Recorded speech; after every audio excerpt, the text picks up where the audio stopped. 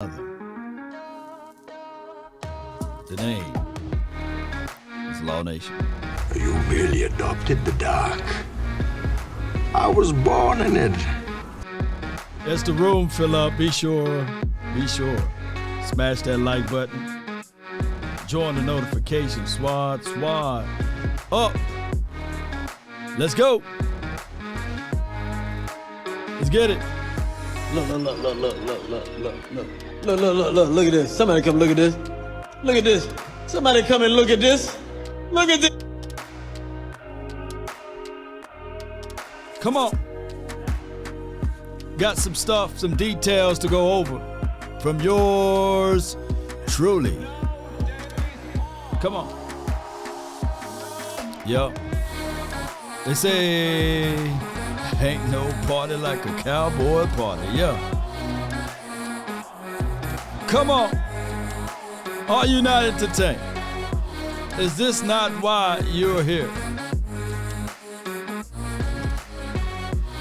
Mama said there'll be days just like this.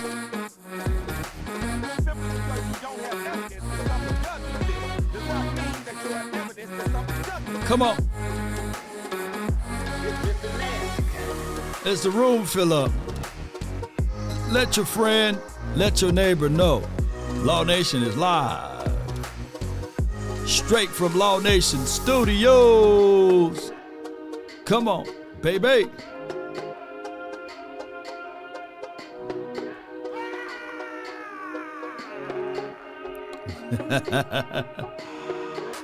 Five, 4, 3, 2, 1.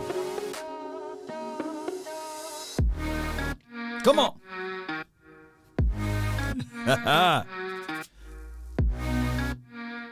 What's up? Hear ye, hear ye. Law Nation is live, y'all. All right, I hope you guys had a wonderful, wonderful time with us, and happy holidays as we approach the new year. It's already hump day, man. It's just time. Time is running. It's not waiting for no one. It just, yeah, get on up there. Yeah, time is running. And it's ready for the year of 2023. And before we get out of the year of 2023, we still got things to do. All right, and this game is a situation whereas the Titans may be resting their guys because the game that's more important for them to win will be the Jaguars game when they play next week. And this game, we still trying to uncover pieces. We still trying to fix the plane, man. We got it in the air, We putting the seats in now, man, and we got the seats in. We building that. We already got the propeller, the engine. We already retuned that. The boost and everything is good. And now we just got to make sure that the landing wheels are there. Once you finish building the plane, you got to make sure you can land it safely as the season ending in these last two games. So that's what we're doing now. We're making sure that the landing gear is there, and that's what we're doing, ladies and gentlemen. Like Mark said over there on my Facebook, it's a process. We just don't say trust the process. That was the old regime. Trust the process. No, it's a process right now, right? And we are going through said process. And I appreciate you guys so much. Shout out to you, Asmodeus, Dak on Filthy. Appreciate you. That's a cold-blooded YouTube name, by the way. His name is Dak. Owns those Phillies, huh? What?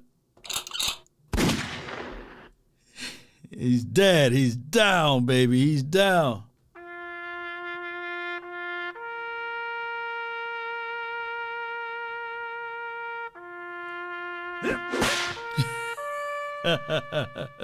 Appreciate y'all so much, man, for good humor and everything. One-Handed Bandit, appreciate you. Let's go, Cowboy Nation. We got a long show to do today, and I'm trying to get it out the way, right? Y'all know I can talk to you. I'm kind of like that man that you got that bucket of ice cream. You're in the grocery store. You might as well put that one back, right? Because we get to talking. That ice cream going to melt. You know, like, hey, man, let me just take this one back. That's me. That's me. And that's right. Brandy talking about momentum. Momentum is everything. Steamrolling, right? What we call it in physics? Inertia, right? The centrifugal force. Centrifugal, right? That's the best way. Centrifugal force, the inertia. You know, we want to build that up leading into the playoffs, right? Shout out to you, Isaac. Shout out to you, Jackie Price. Appreciate you. All right, so we got enough accounted for. Can y'all do me a huge favor? Tell that like button to lean forward right there.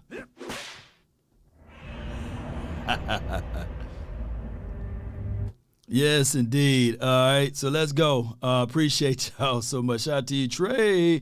I see you. I see you in the chat. Now, if I can find my audio buttons here, we can get things going. Cowboys.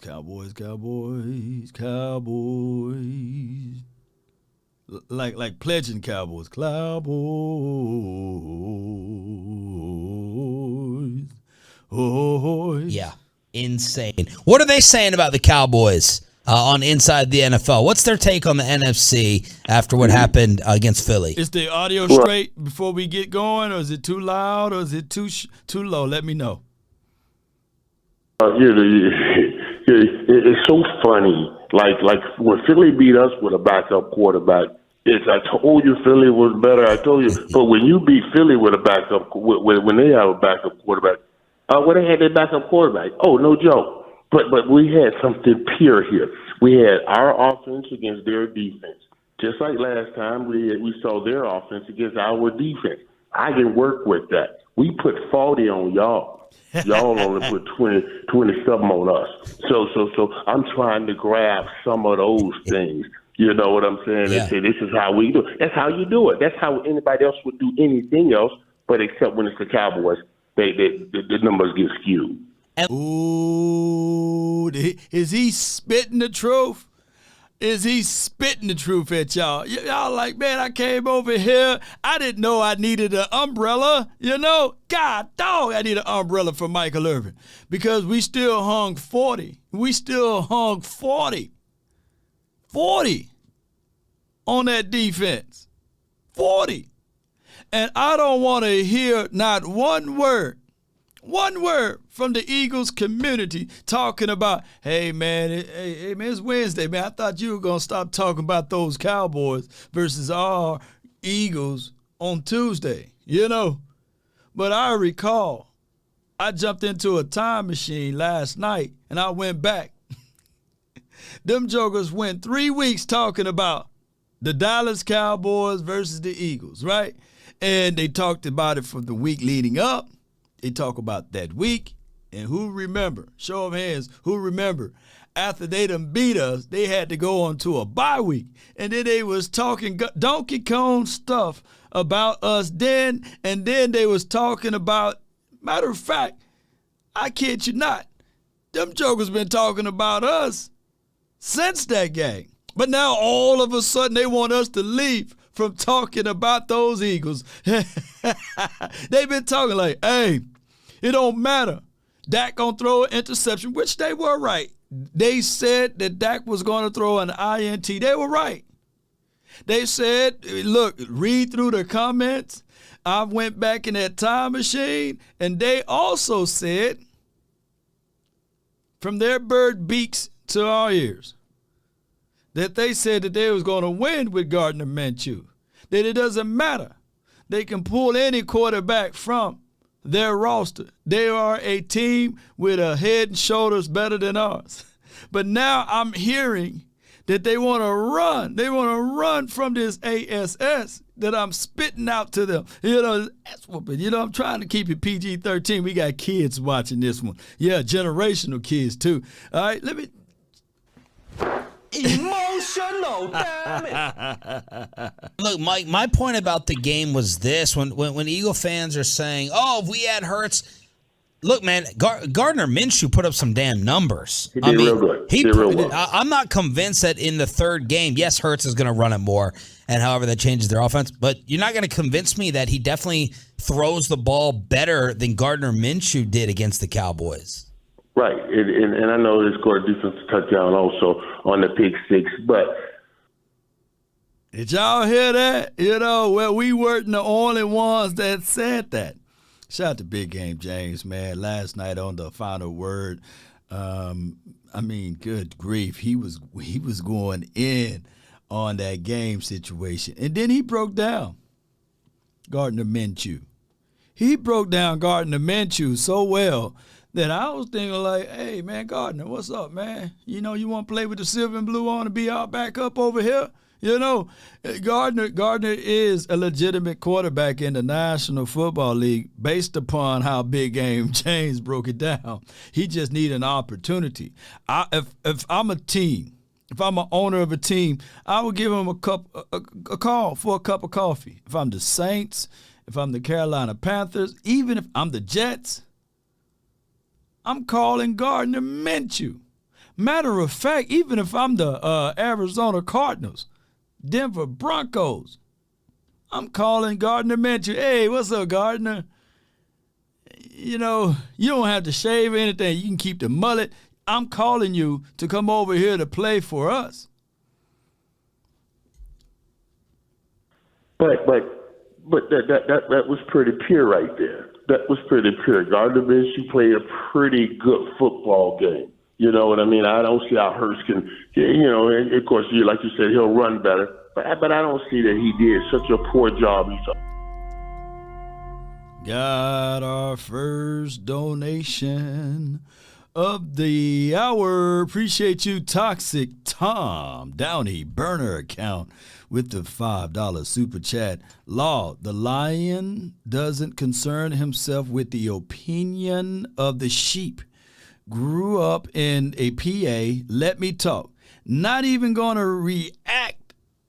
Let the scoreboard do the talking. Yeah, I mean that is what it is. That is a great analogy there. That lion doesn't concern himself with the sheep. He don't. And let me give you a whirl. The lion doesn't. But every now and then that lion climbs up on that pride rock. He look left, he look right, and he look beyond the Serengeti and the lion. Yes, indeed. I was watching the Discovery Channel, and they said that the male lion, when he's ready, when he is flat out ready to do you know what, because I'm going to keep it PG-13, that male lion, he climbs upon that same pride rock. And he got a lot of ladies in his pride. You know what I mean? And he just do this. And the lady already know what time it is, It's Mr. Nasty time. Yeah, the ladies already know they get in order. They get in line for the male. Now, we are the Lions, of the NFL. The Dallas Cowboys, everybody, mama, uncle, cousin, Tupac and Biggie climbing out of the grave, people beyond the ice wall and beyond. They come to watch the Cowboys, hoping that we lose, hoping that we lose ground, hoping that some type of shape, form of tragic accident that can happen so that they can go on their TV shows to bloviate on how they were right. But I come here to tell you, anybody that's watching me and anybody that's listening, I don't want us to fold up like a wallet or a lawn chair. I want us to still spit our mind because, yes, the sheeps, yes, those little guinea pigs, yes, those little small animals, they chirping. But when the lions speak, they get quiet around here. They need to know their order. They need to know that the lion is the Dallas Cowboys. And when it's time for us to roar, they need to sit back. Let's go. Oh, yeah, certainly with Hurts, we would do better. Michael Irvin on the Diamond Factory Hotline. What else do you think the Cowboys proved? What are you saying to yourself in that locker room? Yeah, they didn't have the MVP, but if we face each other the third time, why do you feel like the Cowboys are the best team in the NFC after that? Because the Cowboys are going to when they go up against this team a third time, they don't have another defensive player that's coming.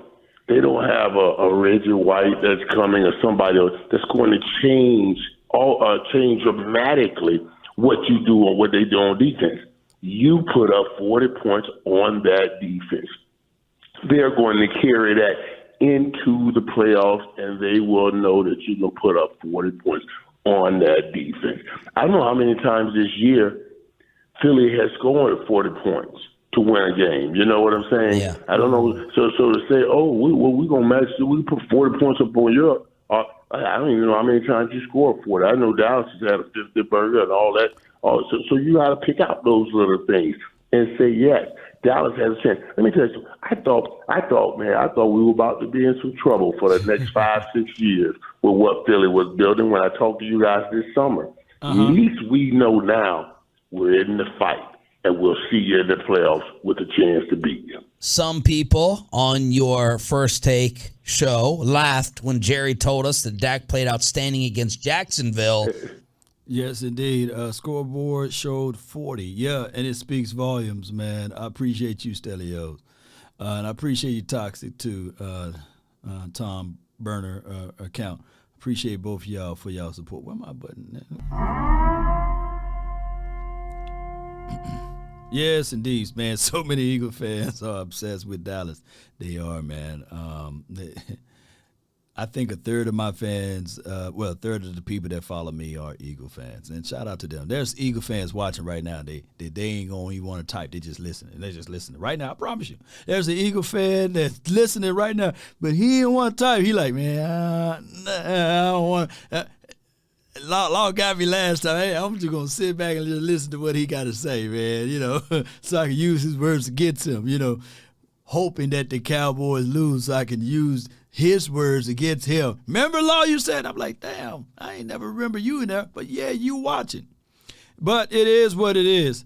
The Dallas Cowboys in this juncture must still finish out strong, use this momentum. They must do that. And it's one of those things that it is what it is. That blew my mind. Blew my mind. That really blew my mind. And I tried to tell you, Joe, wait a minute, Jokers. Just stop. That last interception came off Noah Brown, and they were trying to bank on that. He threw a pick six to me. I said, stop. That ball hit Noah. With the way he wins, Dak wins with Noah and Michael Gallup and all those guys. Now, if Tom Brady had Noah and Michael Gallup and won a game, he would be praised for raising them up and lifting that talent up like he did all these years. He just lifted that talent up. But every day I go to work, they said, Dak can't lift the team up. I said, what are y'all talking about? What are you seeing here? That it just blows my mind. He does have CD Lamb, and he's wearing your number. Man, before he go into the CD Lamb, let me talk on this, man. And shout out to 105.3 The Fan, Bobby Belt, man, and RJ, Sean and RJ, too. We would never get validation. We would never get the credence. Y'all put credence. You would never get those credence, man. Like, man, when we going to get some credence and validations and creditations? No, we don't get those things, man. I bet you somebody going to be like, man, Law said credence, man. They don't get the credence and validation for the nation, man. We don't. We would not get those things. And creditations and anything. We would not get those things. Until Dak Prescott lifting up a Lombardi trophy. That's the only way that man will get credence and validations and creditations and all of that. We won't. We will not get it. And we cannot. I was listening to my dog, man, Vach, man. He's my dog, man. I said, man, he brings up a very, very valid point. We should be the villains. But we too loved, man, our fan base, man. We wear too much white, you know what I'm saying, with the white jerseys. You know, when we go over to silver, we are always appeared to be the good guys, the good fellas, right? Normally when you be the villain, you got to have the black, the dark jerseys and stuff. You got to have some off players that can really shank people with butter knives and stuff like that. We don't have that type of stuff over here. We can't be the villains. As much stuff that people can try, I'm trying to keep it PG-13. As much stuff if anybody say to Dak Prescott, you know, he ain't gonna be that Cajun guy. They're gonna be like, you know, F you, and I did what I did. It was my job. No, Dak is a company man. CeeDee Lamb is a company guy. You know, Parsons to a degree is the only one that would speak out. D-Law learned from his past ways, and Trayvon Diggs, I don't even think if he bump his toe or his pinky toe on the end of a coffee table that you would get anything out of him, you know? So I don't see any villain type of guy that we can even rally behind, because we just don't have, unless you talk about Parsons. But Parsons is nice, you know. If you ever meet Parsons in real life, he ain't that rah-rah guy. So we too good to be bad guys, right? So we going to have to win it the hardest way possible. We're going to have to win it by being nice guys, but we whoop your tail and you say, hey, man, that dude in the church suit, man, he beat us down. You know, I thought he was a good guy. You know, I thought he was a bad guy, but he was a good guy, you know. T.O. is talking with Jerry about signing. So is Jerry Rice, man. I don't give credence and validation to Terrell Owens at 49 talking about coming back to play. You know, he's already on the outside looking in. I don't want to entertain that. C. Hayes says Kelvin Joseph 100. Yeah, but his skill set and his play don't warrant him to be the guy that we can all get behind and rally, right? You know, but Jerry owes T.O. one contract for releasing him after the owners meeting. This is from Trip Aces. I feel y'all, man. I feel y'all. But I would prefer right now, if anybody given the opportunity to come back to play, I would prefer Dez Bryant over Terrell Owens. I would prefer Dez. What, he 32? Dez is right around the age of T.Y. I would prefer that versus a 49-year-old guy to come in to blow up this team as it relates to Terrell Owens. You see, Terrell Owens talking, but I seen him go out there at my school, DJSU, Jackson State University, and I saw him do some one-on-one drills with those boys, and some of those boys cooked him a little bit. So I ain't finna be entertaining that. You see, I follow my Jackson State, and I seen Terrell Owens grinning, and he went out there, and those boys cooked him a little bit. And I'm like, yeah, T.O., yeah, you make a run of 4.5 or 4.40, and you make and get some of this stuff. Oh, Dez is 34? Okay. But, man, come on, y'all in the storyline with Terrell Owens. I seen him. He couldn't get off the line. He couldn't get off the jam from a DB that's not even in the National Football League. But if y'all want to entertain that, then y'all entertain that, man. T.O. is actually better than Dez, honestly. At 49? Are y'all serious? You know? Are y'all serious, man? Dez. Come on, man. But let's get back to reality, man. That's fantasy talk. That's, hey, I still got one more left in me talk. You know, stop it, y'all. You know, if Terrell Owens want to come back to be a wide receiver coach in some capacity, to work on some drills with guys and, you know, be the guy that put on his helmet again, to walk out there to do some things, then, yeah, so may it be. Y'all really talking about bringing back T.O. Bring back Dez. Now, y'all, come on, man.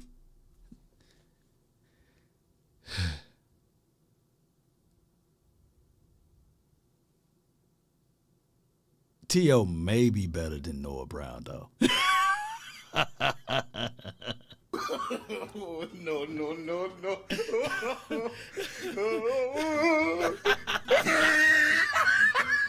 Oh, I know for sure. Now that it hit me, y'all got me thinking. Y'all say it with me. T.O., he may be better. Y'all said with me, though. James Washington. Bring back T.O. Is he better than James Washington? He may be better than James, though. He may be. He may be better than James, though. James had that ball to hit him between the 8 and 3. He said, "Oh, my foot. T.O., come on to Dallas." See, y'all tripping, man. See, y'all tripping. See, y'all, I'm trying to have an honest, real show, and now y'all got me talking about James Washington versus T.O.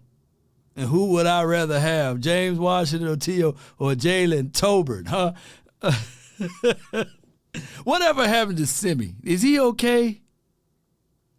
What's going on with Simi? Can somebody bring back Simi? Let's talk about this guy's arrival. No more Amari Cooper comparisons. No more questions about him being a true, legit number one. Where has he grown? Where have you seen his game evolve, and where do you think he's at now? Well, and also his game evolved. T.O. is a strength and conditioning coach. You know what? Let me hit this. Shoot, T.O., you know, he got the size and the physique, strength and conditioning. That will flat out work, you know. That will bring back Simi Fioco. And I think Kellen Moore's learning more about his game, about CD's game, and not just Kellen Moore's game. Kellen's calling a game that's good for CD. You know, he puts him in the slot a lot, and sometimes guys can't move in there, so it gives him the free release that he really wants. And once he gets a free release, he's just dangerous. I told people, I said, you know how hard it is to go from a number 2 to a number 1. While you go from a number 1 to a number 2 quarterback, while we've been on CD Lamb and all of that, but a couple weeks ago, when I tweeted, I said, we are watching the hatching of a true number 1, and ever since then, that ugly duckling has turned into a beautiful swan. What is it specific? All right, that's Michael Irvin thoughts on CD Lamb. We can all see that Michael Irvin been on page and been on the right foot with CD Lamb of his development and his growth. I can tell you guys 1,000%. CD Lamb is the best number 88 we done had in the first 3 years of his career. If you looking at the stats alone, right? Those are facts right there. The best number 88 for his first 3 years. Now, the other thing that need to come with that is the hardware, right, that the other two 88s have, Pearson's and Otherworld, as well as the playmaker. CD, man, when you look at CD, where they're lining him up at, and the way Michael Irvin is breaking this down, this is phenomenal. Let's listen to more. Specifically for you, Michael, that you think CD has done to change up his game? Like, I know we watched it, and it looks more like some of the stuff that he does after the catch looks more like Oklahoma. Right. But what is it specifically you think? Is it just the connection with Dak has improved? Well, that too, and understanding also his role now. Remember, I was telling you guys about how some of those balls went through his hands because, your body's naturally going to tighten up in those pressure situations. Mm-hmm. And he was trying to catch them in his hands. Now you see he's already altered that. He knows now he has to play with pressure. He has to play with that heat around him all the time. So he's gotten that understanding. At first, that could be overwhelming. And some guys don't come out of that. The thing when Alvin left Dallas and went to Tampa, that sometimes that stuff can be overwhelming with all of this attention you get from those defenses, and you can't turn that corner. But he did.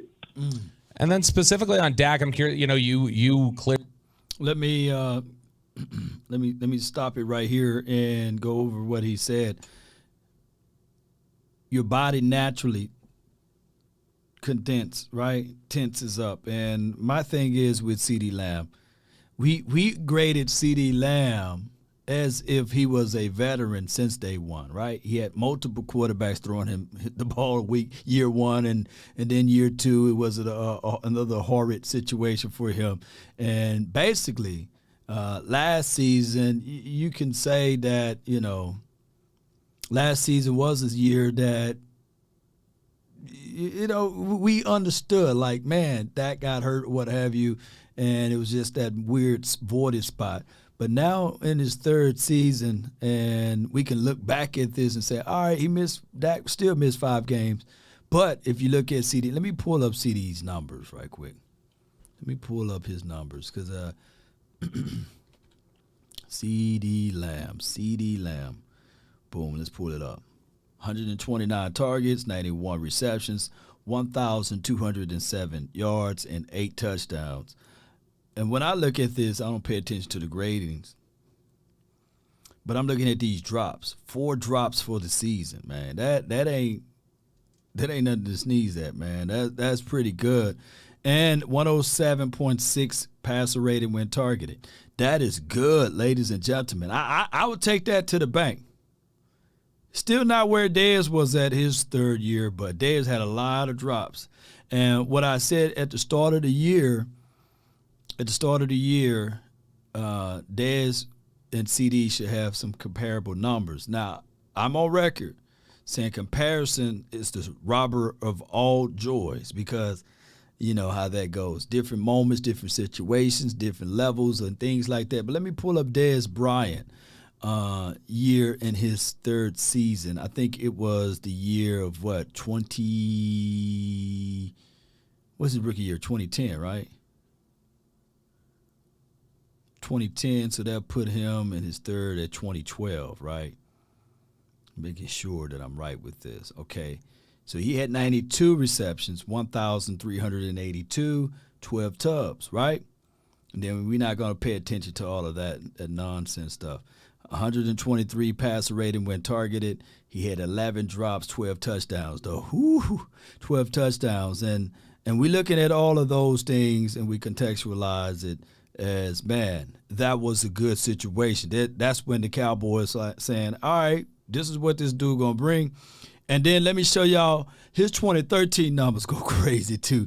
Let me show y'all 2013 Dez, man. It's 13 numbers, 14 numbers, just silly. 93 receptions, similar to what we seen out of CeeDee Lamb. So this is his 4th season. And, of course, still 104. He still had 11 drops. But when we go to the year of 2014, Dez, look at this. Ooh, 88 receptions, shout out to 88. 16 tubs. Nobody had more than that.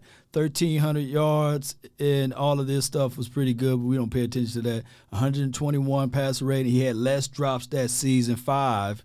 And that's when Dez was like, all right, shoot, that's prime Dez right there. And then we know what happened in 2015. He got injured and all of that. But T.O. ring chasing, yeah. He could be, man. T.O. is ring chasing. Those fade balls were automatic. Yeah, Turner. Fade ball, when everybody knew, like we get to the 20, inside of 20, fade ball. If they running with DeMarco Murray, we just hope he didn't fumble the ball. But once we got there to the 20 or to the 15, to the 10, oh, man, that's automatic. They could put 3 people on them, man. It was fade ball. And Tony had a good chance, whereas either the outer boundary or Dez is going to catch it. Those are the only 2 guys that was going to catch it. The outer boundary or Dez. So, this is what it was. Clearly felt good about the way he played against Jacksonville, but in this game against Philly, did he show you anything that you didn't know about him, or did it just confirm the things that you believed about him? Well, I don't think that showed me anything that I didn't know. I loved and talked about how he how I thought he gave America a great gift of how to fight back and persevere right after throwing that interception. Most guys, or a lot of guys, would have gone into a tank, but he rose higher. He rose higher. That's what Dak has always done. I always said, we got him late in the draft, and he's done well. He's always over-delivered. He's always over-delivered. You know, for what he's done, for what we got Dak for. I know y'all guys still complain about the money that Dak had, but if you put all of Dak years together and level that money out, trust me, the Dallas Cowboys has won. How worried are you about this defense right now? Break it down, playmaker. I told you that, man. I mean, I don't know what the hell's going on with this defense, man. We still can't get no sacks. I went up there, I looked like a fool licking on my fingers, talking about finger licking. Like, finger licking. I won't stick my finger back in my damn mouth. You talking about these jokers. They ain't got to the quarterback. Man, we got to do something. And I keep hearing people saying, well, we're going to fix it.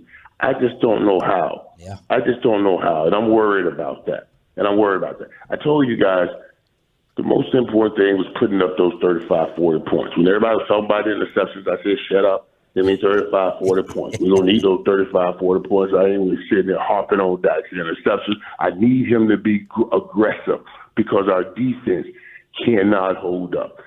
That's the most important thing. We just got to keep looking at 35, 40 points. Michael, man, my goodness, man. I don't know, man. We went from being a team that can generate sacks left and right. I said this on my film analysis this morning, talking about J-Ron and of course Donovan Wilson. But when we look at offensive leaderboards, 420 yards, man, that's what the Chiefs do. That's what the Buffalo Bills do. That's what the Philadelphia Eagles do. They put up yards, man. And for them to still put up over like 400 yards on us collectively, that it's just an eyebrow that you have to look at. That's what teams going to do. High-volume offense is going to figure out ways to get high-volume offense stuff. And then passing, of course, you see KC up there. And then rushing, of course, you see the top 5 teams there. And then defensive leaders. We don't see us. You don't see us anywhere. Defensive leaders, you see the San Fran number 1, Philadelphia number 2, Jets number 3 on yards allowed, and then sacks. We used to be the top of sacks, y'all. We used to be the team that everybody like, hey, man, make sure you be ready for it. Them jokers got 61 sacks for the season, right? The Philadelphia Eagles. New England got 50. And then us, we right at 49. Alarming, you see that the Kansas City Chiefs quietly are still getting sacks or what have you, and they're up there with 45. So what really helped us out completely been this category right here, the turnover differentials there, 12 of them. And we are leading the National Football League in takeaways with 30. That's fumbles, including interception. That is a good thing. Now, right behind us, Philadelphia Eagles, San Fran, Baltimore. I would still look at this as that this could be our calling card, right?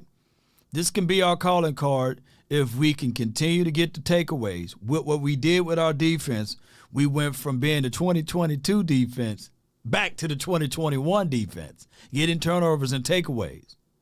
Like Dayron Bland, you better stop passing it his way. He's not on the outside, but the brother playing really good inside. And you better stop passing it his way because he's going to take it away. And I like that. And I like knowing that, let me see if he's probably not even on this list yet. He's not even on his list yet because you got Zaire Alexander. You got Simmons on that list. Simmons, somebody might trade him since they're getting a new coach and everything. You got Smith. You got Tariq Woolen. Yes, he's a rookie that everybody better adhere to. I told you guys before the draft really popped off. I was like, it's Tariq Woolen. I would love to see him in this particular system. He got 6 INTs, and then this dude been on IR, and he got 6 from the Philadelphia Eagles. Who knows? Shoot, I heard Eagles fans talking about that. Hell, he's better than Trayvon Diggs. You know, Eagles fans, they would say that about all of their guys. I seen posts where Hassan Reddick better than Joey Bosa, and including Michael Parsons. But that's a story of another day. So I'm guessing Chauncey Gardner, he's probably better than Trayvon Diggs too. But neither here nor there. Give me the takeaways. Takeaways were very important in this past game. Takeaways were really important in Jaguars game, but we just kind of laid the egg with it. So we continue to do the takeaways, give the ball back to the number one offense since Dak Prescott returned. Shoo, a lot of things good can happen for this team. We got Paul. What's up, Law? Thanks for everything you do for Cowboys Nation. Yes, Dre Maddox says, yes, we led the league in takeaways last season, didn't we? Yeah, we did. And we had a takeaway. We had a takeaway in that 49ers game. Randy Gregory got in the way. Randy Gregory, I said, God, dog, it would have been a pick six from Anthony Brown. But Randy Gregory got in the way. Smoke weed every day. I just think Randy Gregory had a bad time to have a bad game with the penalties and all of that. I just look back at that game. There were some things that when you look back at it, and you look back at it very, very slowly, you would say, man, we just wasn't prepared for that moment.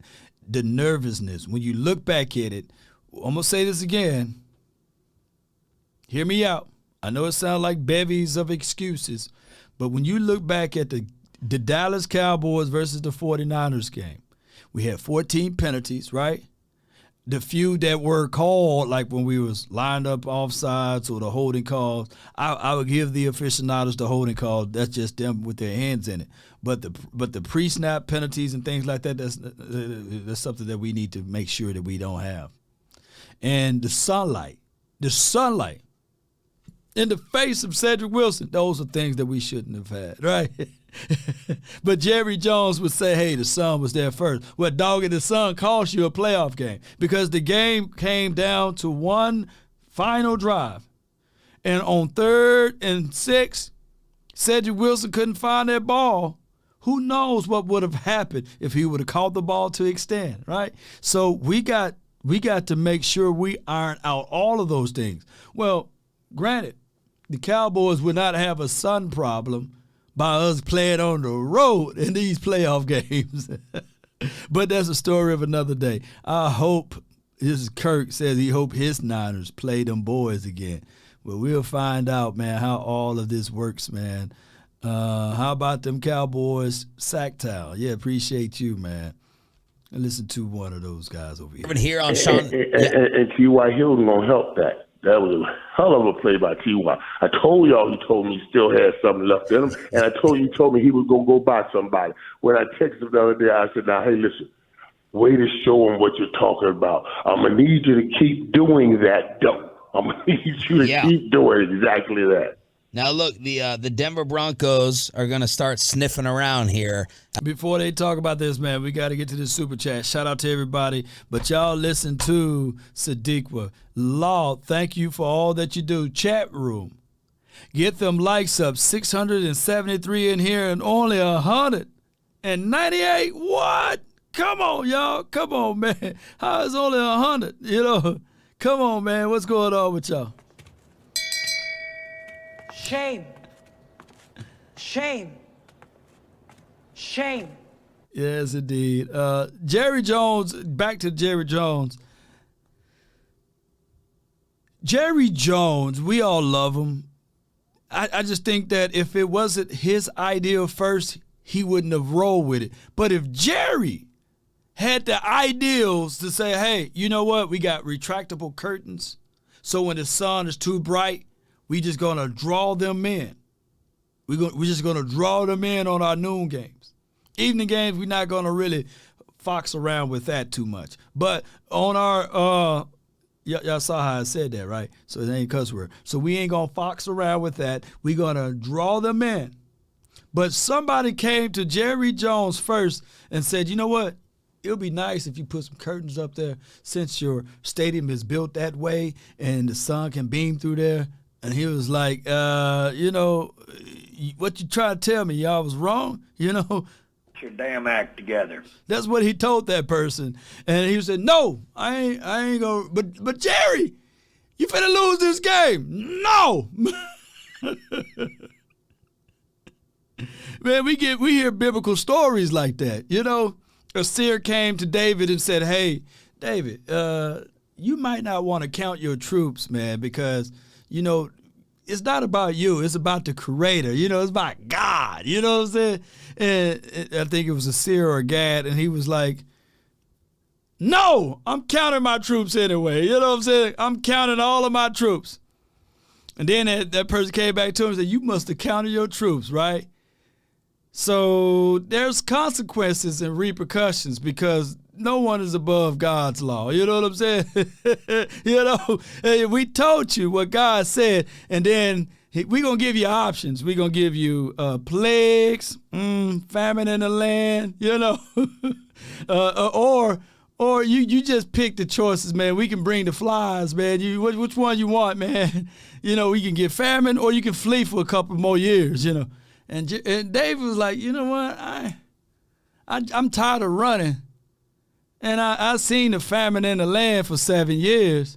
Bring the flies, you know. And everybody died in that city. Everybody died in the neighboring city just because of one person's decision. People sometimes get so high and mighty, they don't want to listen to the truth. They be like, nah, you know, I don't want to listen to this, man. But bring me the flies. Bring me the flies, baby. After they fired Nathaniel Hackett, if you could lose one or just keep one, however you want to phrase it, you keeping Dan Quinn or Kellen Moore higher priority around here if you're Jerry? You keep Dan Quinn, and you expect Kellen Moore to say, ain't nowhere in the world I'm taking that job. That's what you do. That's what you do. I see Russell. That's what. So you lock up Dan, and then you look at Kellen and say, oh, you go, okay now. Yeah. You go on over there, Josh McDaniel will be right back over. Okay now. Yeah. You know what I'm saying? So that's the way you look at it. I mean, if you're Sean Payton and you're looking at the landscape. Sean's not taking that job. Sean didn't leave New Orleans to go get caught out there and do. No, he left New Orleans. Get him, Mike. He go out to California somewhere. Maybe he'll go to New York or Dallas. Sean's not going anywhere else. Now, you don't want to leave New Orleans to go to Colorado, man. I think we probably lose both coaches. Let me say it with a straight face so you guys can understand what I'm saying. I think we probably lose both coaches, both coordinators. They're gone. I think we lose both of them. I predict Kellen Moore is going to the Cards after Cliff Kingsbury go on his I'm going to walk away from this opportunity situation. And I think that Dan Quinn goes to the Denver team. I think that that's what's going to happen. So just be prepared for it. I think that either Joe Witt Jr. will be elevated to being our defensive coordinator. And I would love for the opportunity for Joe Witt Jr. to be the defensive coordinator. I think that he dials up a pretty good job. I think he learned a lot from Dan Quinn, and I think he excelled in the DB class, in the DB world. I think that that's the situation there. And unfortunately for our offense, it'll be Doug Nussmeier for the 2023 as our offensive coordinator. I just think that Doug Nussmeier knows where the bodies are buried, and he'll be the offensive coordinator with some of the same similar principles, unless there's another guy that's be willing to come in to be an OC. But in my opinion, it's going to be Doug Nussmeier as our offensive coordinator and Joe Witt Jr. as our defensive coordinator for next season. If we lose out on Al Harris or Dirt A or George Edwards go to another opportunity, then there could be a situation and scenario that we get draft picks out of those guys. DQ ain't going anywhere. Well, we'll see. We'll see. That's just my thoughts. That's just my thoughts. He's going to get called, y'all. Somebody's going to pick up the phone and say, hey, Dan, come on out. And he is not going to sit back and say, nah. He's going to entertain the opportunity. They say a lot of things, but I can see those things happening. Because I thought last year Dan Quinn wasn't going anywhere. He interviewed for Jacksonville. Joker interviewed for Chicago. Interviewed for the Denver team. We seen him. He was entertained.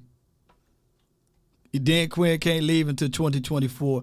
I think that is not accurate. I think that you can't hold coordinators from to advance into a head coaching jobs. I think that's the situation. But we'll find out. Miami Dolphins be in hot water over another Tua issue. Oh, God, I knew we were going to get to this. I told people this. I said, listen, man, here's what I hear people already on TV saying, well, the NFL, I don't care what the doctor say, should step in and sit him down. Like, shut up. Stop saying that. First of all, this man ain't going for that. This man know he has $60 million waiting, $50 million waiting. He wants to get on the field and play his football and try to get his thing, get his career, and get his thing going. So if he can play, if the doctors clear him to play, he's going to try to play. All it is, if the NFL care anything but concussion, they shouldn't let him play. Salute to you, Stelio. You must get out your Gigi, man. Yes, indeed. I'm telling you guys. I'm telling you that is flat out. He's going to interview. All right, I tell you what.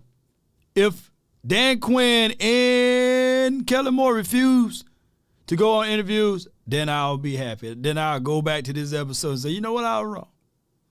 If they refuse to go on any interview, and if they refuse to pick up any phone call, and because we got 2 weeks, and then y'all hear all of the news and rumblings and stuff like that, if they flat out refuse to say, you know what, we are not, because I'm the type of person, I was wrong. I was wrong on Prime time. And Prime left and said, shoot, $4-5 million, man, opposed to $150,000. Did y'all see Colorado, that facility out there, from what he left out of JSU? Shoot. Every man want to be a king in his own castle.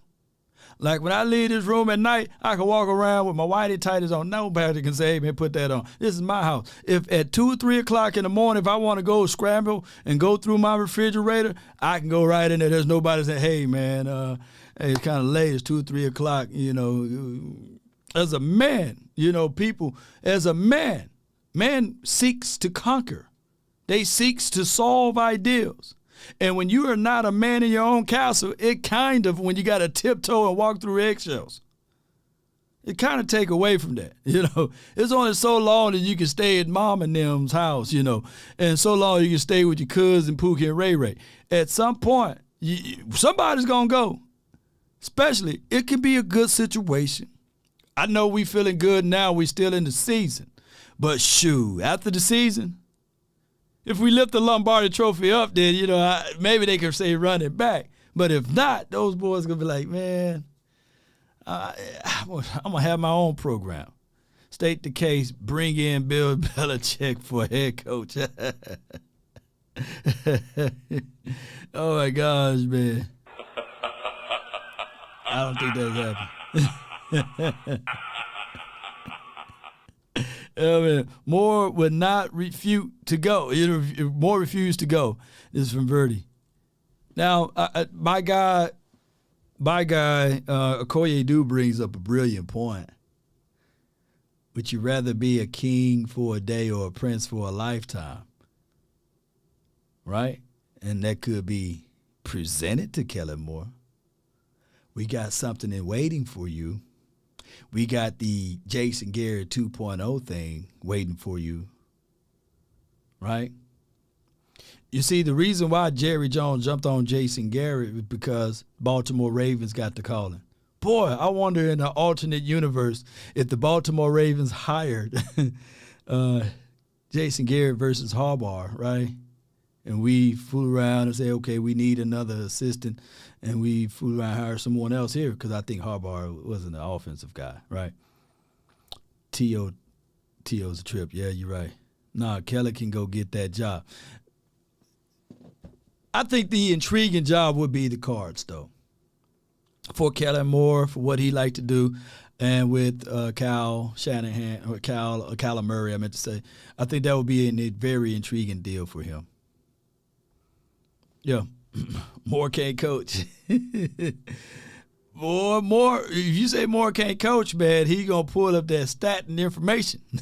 What's wrong with just saying, We number one let's wait offense. on what before we even say all with my that, let's number wait one till quarterback. what the doctors say. And you come up with all that. What's the highest amount of concussions you played with during a year? I don't know. All right, so I think that's all of the questions that they have for the playmaker. Let's do this. Let's help out 105.3 The Fan. Follow their YouTube page. That's where the content can be found at. And that's Michael Irvin on CeeDee Lamb's growth, defensive worries, the unfair Dak Prescott criticism, and beyond. And there you go. You guys check that out on the YouTube there. And shout out to Sean and RJ and Bobby Bell and 105.3 The Fan. Check out their full content. I just posted it in the chat there, and it's on that link. And if you're on my Facebook page, you should be able to see it there. All right, so what we like to do at this time is we still in good times, 127. Brian Broadus did a great job. I'm just using all of 105. You might have called it Law 105 now. He goes over the Titans scouting report, and from his analysis, we're going to go over that, and then we'll open up the Twitter space. I'm gonna try to go with Twitter space instead of the call-in lines, and give me a 1 second once this audio is finished, and then we'll pull up the Twitter space. I did a mock Twitter space meeting earlier this morning, and it sounded pretty good. So we will try to do that today. All right, so let's listen to the scouting report from Brian Broadus. On the story, the winner of the Jacksonville Titans game in week 17, 18, what are we in? Yeah, that'll be week 18 because we're in 18? week 17 now. Yeah, week 18. That will be all for the marbles game, that'll be right? for the AFC South. And so this game really, really doesn't matter. So my Jacksonville buddies were all saying, hey, we're in a situation right now where, they're trying to figure out if Malik Willis is going to be the quarterback or it's Joshua Dobbs, who, Dobbs is a guy that we were just talking about, kind of, super smart kid. He was quarterback at Tennessee. Yeah. Went to Pittsburgh. He was a backup with the Steelers for a few years. Exactly. Dobbs He's was looking good. He's had some opportunities, not many opportunities to play, but he's always been kind of a backup guy. And they were wondering if this week that maybe that Dobbs would get some work, against the Cowboys to kind of see if they can get him ready, or would they just go ahead and spring him on the Jaguars in that last week. So if you're the Cowboys, you're kind of thinking, getting ready for two quarterbacks again on a short week? We'll see. Oh, I didn't think about that. The Titans pulling the Texans playbook with Malik and Dobbs. Dobbs can run, y'all. Dobbs can run. Dobbs can run. And that's the situation. Malik, we all already know what Malik is, but he haven't passed over 150 yards in his NFL career. And we are one of the best defenses against the pass, believe it or not, even though these last 2 weeks kind of like refute that number there.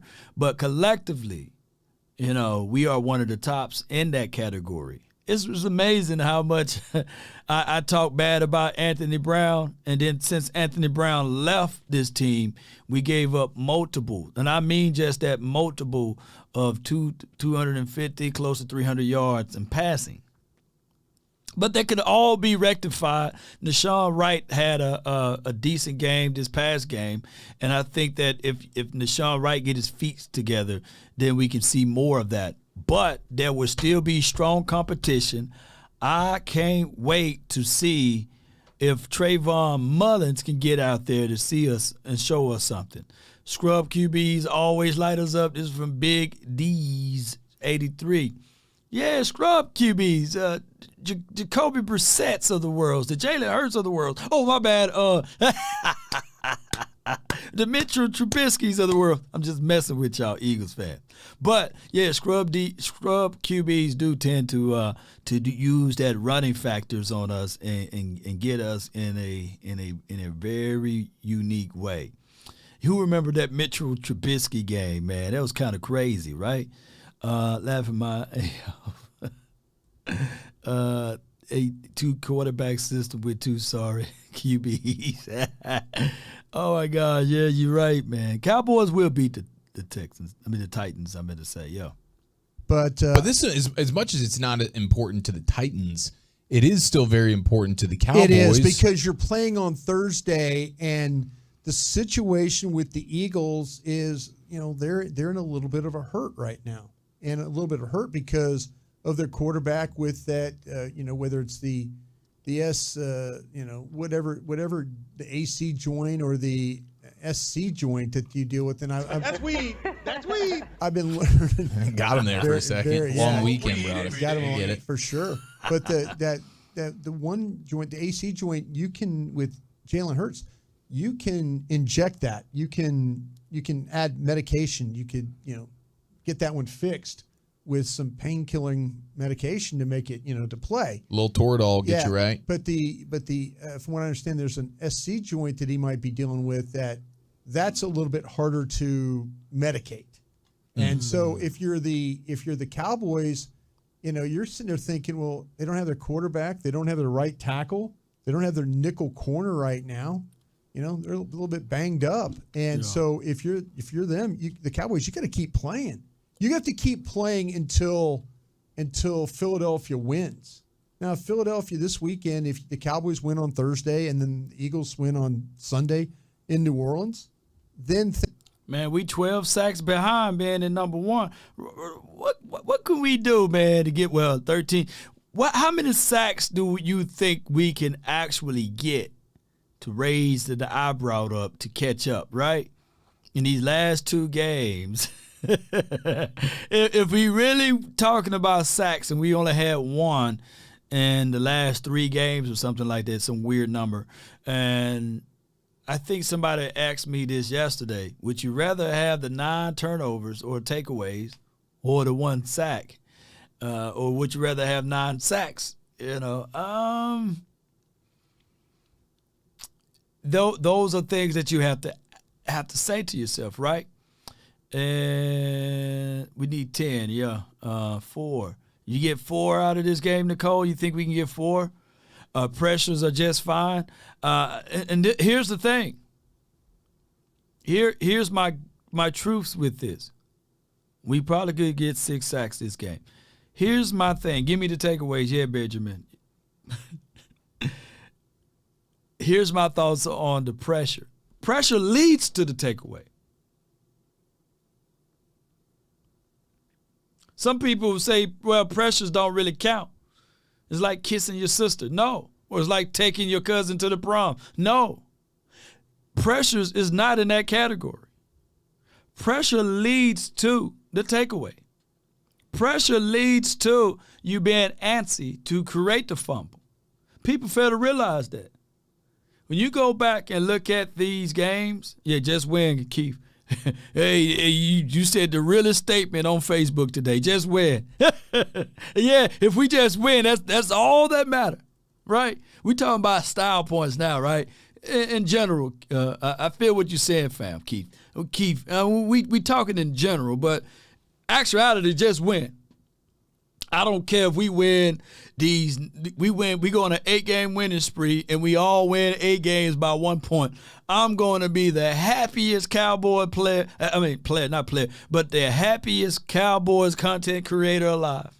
I'm still going to start my parade at the Star in Frisco, down at the Arlington, loop around, come all the way down to the Irvin Stadium that used to be there, that's blown up or what have you, or to the Irvin facility, location where it used to be at, drive all the way to Natchez, Mississippi, pick up all of my people that rooted for the Cowboys. I'm going to have a Madden tour, and then we're going to jump on Highway 20 and go all the way to California.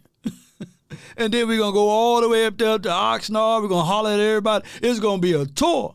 And I'm going to be live the whole time, man. I'm going to be live. Thank you for tuning in to the Law Nation, blah, blah, blah. Kimberly, you can come with us, you know. Y'all just come along with us.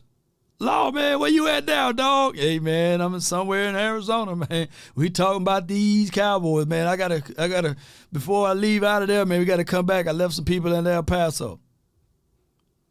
Man, y'all only won the Super Bowl by 1 point, so we won it. Catch up. Keep up. Come on. Somebody who I got to bail out of jail, though. Some of y'all, I'm going to leave y'all in jail. Some of y'all going to be in jail. I know my guy Brandon, he going to be in jail. Brandon Ross going to be in jail somewhere.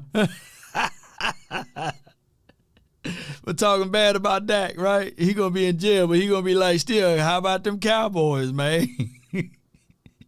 Shout out to y'all, man.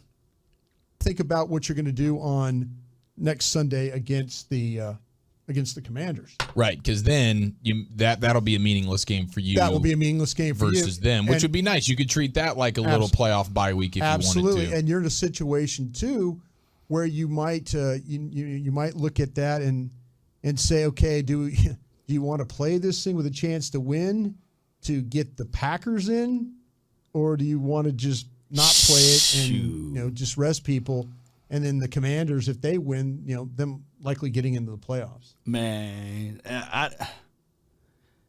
there's two quarterbacks I don't want to face, and there's Tom Brady and Aaron Rodgers, man. And I ain't talking fear talk. I would face them though, but I don't. If it's an opportunity to let them in, now I ain't gonna let them in. I'm just. Can I keep it 100 with y'all, or should I not? I don't want Aaron Rodgers in the playoff because of the love affair from the aficionados. And if we had to play Tom Brady, even if we up 28-3, I'm telling Dan Quinn. Dan Quinn, remember that Super Bowl, Dad? Dan Quinn, remember that Super Bowl, Dan Quinn. I don't care, man. I don't want to see him. I don't care how y'all can rationalize it, that this is a different team, that this is a different universe, multiverse, whatever verse.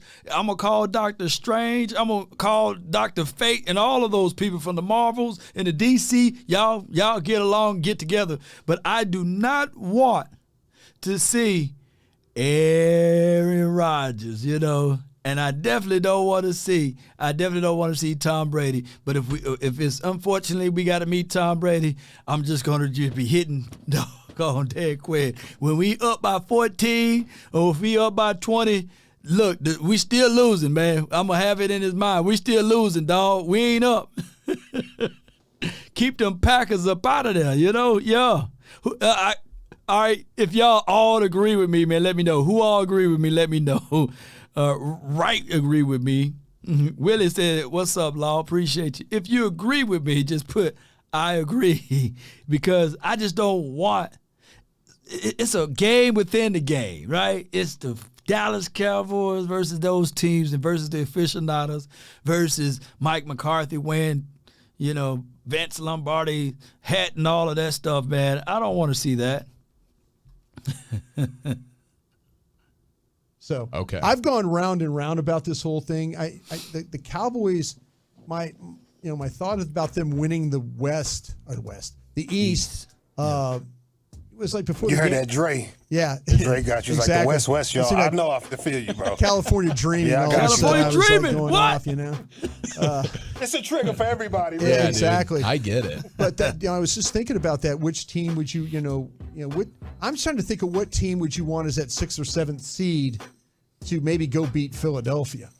That's kind of what I was thinking about, is because the lowest seed goes to the first round. But, the Vikings are a team that I don't think anybody really, really trusts the Vikings in this playoff thing. But anyway. No, unless you ask my brother when we had a big heated debate about Dak Prescott, as I'm sure many people did amongst family this weekend, and he lobbed out Kirk Cousins as a name that. Wait a minute, man. Eastside, man, you donated to hate. Come on, man. Lean forward. Emotional damage. Law still selling them dreams to the delusionals. Appreciate you, man, for putting money into the dreams that we're selling, because even Dr. Martin Luther King had a dream, and I have a dream that one day, those Cowboys will be lifting up that Lombardi trophy, and we will all say, free at last, free at last. Thank God Almighty, we are free at last. And one day, even you, Eastside Harold, you will represent those Dallas Cowboys. I have a dream. Dr. Martin Luther King had a dream. So if he have a dream, if he can have a dream, Law Nation Sports can have a dream that one day that I can be with my family and we can all be on that tour. And y'all can be rocking with the nation, baby. Who can make my dream, our dream, come true? Come on, y'all. Come on. And I'm going to be like, free at last, free at last. Thank God Almighty, I'm free at last. And yes, indeed. And then it won't stop there, because I will never be satisfied, right? We're going to be like, let's double it back, baby. Let's run it back for the 2023 season. Let's run it back for the 2024 season. Let's go, baby. Let's go. Yes, I have a dream. And yes, I'm going to try to sell it to all of y'all, because I believe in the vision and the manifestations that if we all can believe it, we can achieve it. Can y'all all say the same? Come on, baby. Come on. Put free at last, free at last. Thank God Almighty, we are free at last. Can y'all put that down in the chat, you know? Let's go. He take over Dak, and I wanted to punch him in the jugular. Yeah. Almost ruined Christmas. Is this the brother that looks like you? It's the brother that looks like me, yeah. He's in town from Denver, and he's watching Russell Wilson all season, and so his eyes are skewed on what quarterbacks should look like. Yeah. Does it kind of arguing in the mirror type of thing? Does it feel weird? It does. Spider-Man? Yeah. Well, not only the mirror, but our voices are the same. Oh, really? Seriously, Lucius. Make the same dumb faces and stuff, respectfully. Yeah, for sure. He showed up. Absolutely. He showed up at the game. I swear I thought Eric was just bagging on the pregame show just to go to the game. I'm like, what is he doing, man? I go, what, that's ballsy showing up. But anyway, so ballsy. Here we go. Titans. The receivers, you're going to have to worry about a little bit with Traylon Burks. He's from Arkansas. He's a rookie. He was their first-round pick. They also have Robert Woods. The problem is they don't have anybody that can really get him the ball. Malik Willis just isn't good enough throwing the ball right now. The thing you have to worry about Malik Willis, the quarterback, is running the ball. 100%. You know, if that all of a sudden things break down, because the one thing is he's a big guy, he's elusive, he's got some quickness to him. You know, he can make people miss. All those things you want to describe as a guy who can run the ball and be effective. Single high, man. Single high, and then I'll play some disguise looks, but I'll always just have a single high if Malik is that dude, and then the other guy will be designated to spy. Single high, other guy spy. You don't have to spy your linebacker. Just spy your other safety, single high, and cheat to the strong side and play some good old football. They are a running team. Robert Woods don't have that much of a threat. Shout out to him, though. Shout out to him. I like his skill set. But single high, other guy spy, and let's stop this run. Let's stop all of the gimmicks and everything. Run blitzes. If you want to blitz, run blitz. If they get you, if they get you a few times on the pass, say DB, hey, you got cover over the top. So he's not going to beat you throwing the ball, but you know that's why I said Dobbs might be a guy you'll see. If you want to attack a guy, attack Dennis Daly, the left tackle, number 71. He's the guy that seems like he struggles the most with pass protection. He's laid off the ball too. A lot. So that's a nightmare. Yeah, if you got Parsons on or Sam Williams. Exactly. Somebody that can rush the passer over there. Nicholas Petit-Ferry is the other tackle. He's a little bit banged up, so there might be a new right tackle in there for the Titans. My hope is for you that Derrick Henry does not play in this football game. If I'm them, why would you play him? Okay, well that's what I'm saying. I'm thinking the same thing. It's a meaningless game for the Titans. And the next game is a playoff game. So to me, I would keep my horses healthy, especially with this being a short week. Yeah, absolutely. So we all know Derrick Henry. We've all seen the highlights. It's the downhill running. It's the toss sweep. if you hit him in the side, you're gonna bounce off him. Yeah. You got to square He him up. can't If he's embarrass playing the game, he's their best weapon on offense. It's not even close. There's no way to game plan for tackling a guy like that. No, it's unless you can get like a Mack truck on the practice field and have your guys tackle. Derrick Henry is DeMarco Murray on steroids. And speaking of Derrick Henry, I kind of raised this question over here on my Twitter page, and I got some hate mail from it. It's all good. I said I would prefer to have. I'll still choose Zeke over Henry, but I like both. I roll tide. I like Derrick Henry and I like Zeke. These rushing numbers, 8,215. Henry passed them this year with 8,226 yards per game, 81.3 for Zeke and 81.4 for Henry. And we see the 67 touchdowns for Zeke, and we see the 78. And actually, Derrick Henry got 3 receiving touchdowns. I think I misquoted last night on the final where I said 2. But I forgot he had another one. So he had 3. So that put him at 81, and that put Zeke at 79. In the year of 2018, Zeke was your leading receiver, too. He had 77 receptions for about 600-some yards. People fail to realize that. Zeke got the ability, I think he got over 1,300 yards in receiving. So Zeke give you a little bit more options as it relates to that. And believe it or not, Zeke is a better pass blocker than Big Derrick Henry. He is better in that category. But overall, I get it. Right now, Henry is that guy that built up momentum. They played pretty much the same amount of games so far. So I think that Zeke was robbed in his prime, in his second year when momentum would have been at his all-time height, that he was robbed because you had the Roger Goodells of the world suspending that man at his healthiest peak for 6 games, right? With no evidence, like literally. Not going to say Tory Lanez them, but the dude literally had no evidence, like on him. Even the lady that he hired, Kia Roberts, said, look, I see no faults in this man. Still give this man 6-game suspension. Messed Zeke up. Zeke didn't even look the same. Ever since then, he grew his hair all crazy. His beard used to be trimmed and nice, but then he had to grow all out. And Zeke was going through the motions, right? Didn't really bounce back until I believe around about mid-part 2018. But it is what it is. Roger Goodell kind of ripped away what we should have seen. Like, he robbed the most exciting moments of the Dallas Cowboys. And I can make legitimate arguments for the 2017 season that the Cowboys could have been in the playoff that year instead of finishing out 9-7. I know that people will say, "Hey, man, it's just the Homer Law talking." But you mean to tell me, because you win one game, you're in the playoff. We went 9-7 2017.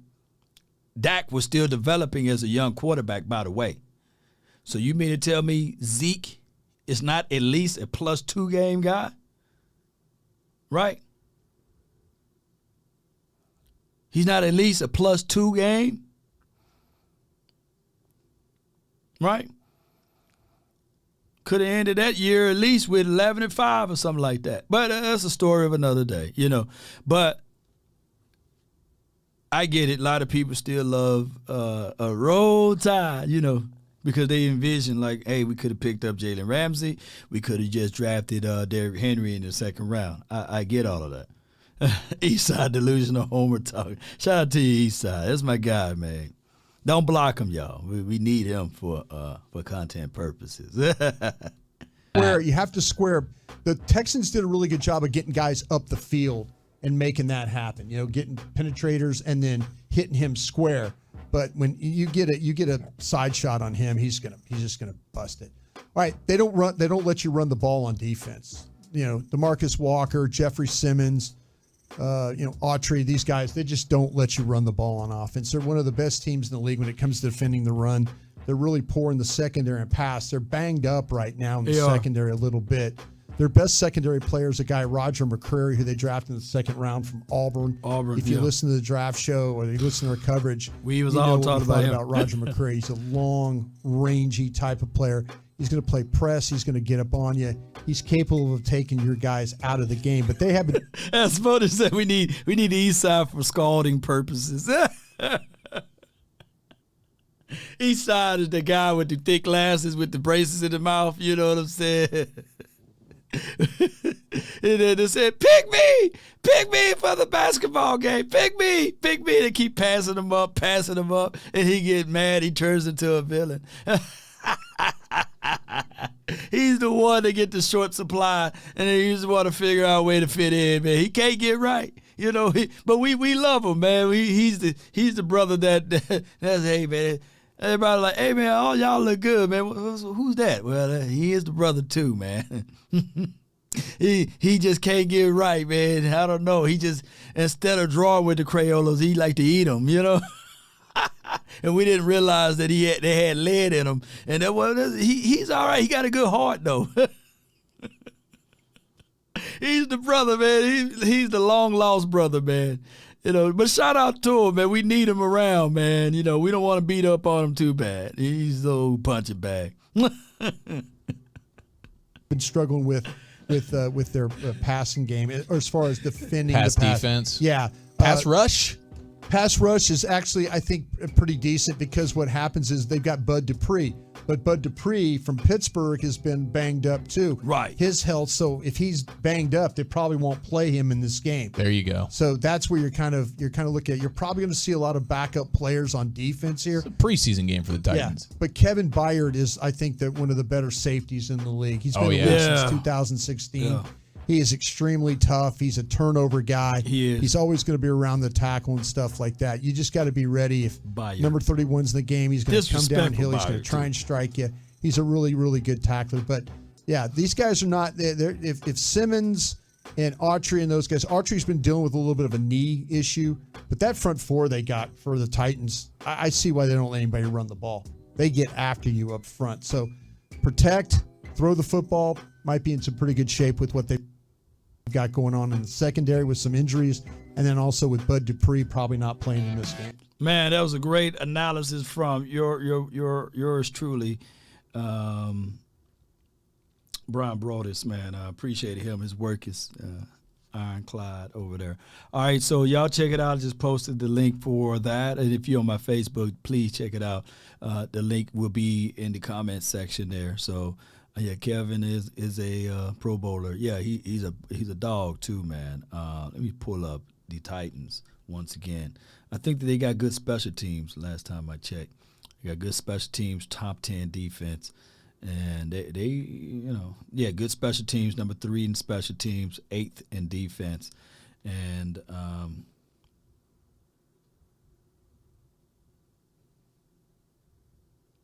let's go, Cowboy Nation. I don't know why it's like that. Let's go.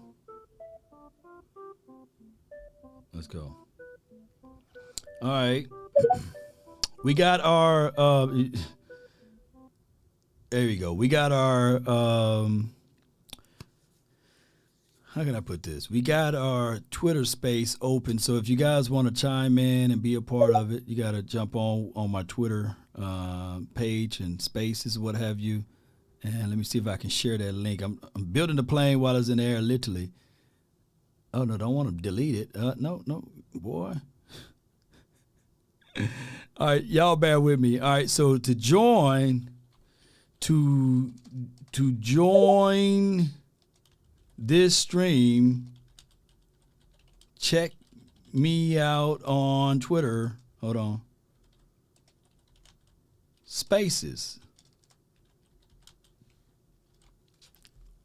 And I got this idea from a good friend of mine's, Bree. She reached out to me and said, hey, Law, have you ever wanted to do Twitter Spaces? And I said, I'll give it a shot, I I'll give it a shot. And that's exactly what we're doing right here. We're giving it a shot. So it's linked at the top of the screen, and we'll go through that. So if you want to be a part of this conversation, we got 2 people in there. Troy, shout out to you, Troy, as well as Bird. Appreciate you. So that link, if you click that link, you'll be part of this conversation over there. It's kind of like when I put on that. Call my phone. Yeah. So appreciate y'all so much, man. So with that being said, let's talk about this matchup right quick. The Dallas Cowboys points per game is 28.9. The Tennessee Titans is 17.9. Let's just round that up. 29 points per game for the Cowboys and 18 points per game for, dare I say, the Titans. If you're on the spaces right now, just raise your hand if you want to be a speaker, and I include you on this show right here. We're live on multiple outlets on Facebook as well as the YouTube, and I really appreciate you guys so much for being part of this episode. All right, so shout out to you people that's here. Shout out to you, Dallas, Dak Attack, appreciate you. Josie, thank you for being part of this. And Dr. CO, can't see your full name. But the way we win this game is scoring early and often. I look at this team as it relates to the Dallas Cowboys. If we can do those things, it'll put a lot of pressure on what the Titans trying to do. They are a run-first team. They're not going to kill you in the air, as you guys can see, yards per game far as passing it, only 187, and that's just being an average. And the last few games have been worse than that. When you look back at the actual yards allowed, it's 376. It's not that far off from where we at. So they do allow more yards, and we can figure out a way to get on top of things. Shout out to you, Castro. Appreciate you. Shout out to you, Cedric. Shout out to you, Earl. Earl, we got an Earl in the house, man. Shout out to you, Earl. Appreciate you. And we got Raph, one of the listeners, too. Like I said, man, which one of y'all on the spaces want to jump in now? You know, one of y'all got to jump in, because right now, if I had the phone lines on, we'd have multiple people ready to jump in. Shout out to you. Shout out to you, Thomas. Appreciate y'all. Y'all click that link. It's on the top of my YouTube page. And that's how you'll be able to join in. I know it's a learning curve. I see my guy 100 grand. Jump on here, 100 grand. Come on, man. Be the first one. I'm begging you. Jump on in, baby. Let me let you in here, man. We're going to figure out how this thing work, man. Come on. We building the plane while it's in the air. 100. Come on with it. Haters, remove yourself. Appreciate you. Shout out to you, Steve. Thank you for jumping in. There we go. Let me let you add as a speaker. Come on, man. We got somebody in here. What's up, man? It's Earl. Unmute yourself. Yeah, this Dallas Cowboy 92. How you doing? Man, what's good, man? We building the plane while it's in the air, man. I hope that they can hear you. Can y'all hear him? Can you hear me? Can you hear me, Earl? 92. Yeah, you can hear me. You can hear me. What you got for this show, man? What we gonna do this week, man? We got 2 more games left on the fray. What we need to do, man? Talk to me. Man, we need to run that ball and show these people, man, these haters to shut up, man, about we the same old Dallas Cowboy over and over. I'm tired of hearing that narrative. Now they talking about the 49ers now. They the team to beat. I think we done beat the Eagles now. Yeah. It's like we got to keep rewrite history all day long. And if the Cowboys just stick to they running game, stick to their true identity, man, we can go all the way and win this whole thing, man. Don't rest nobody. I don't want to see, like you said, I don't want to see Aaron Rodgers nor Tom Brady. We got to see him.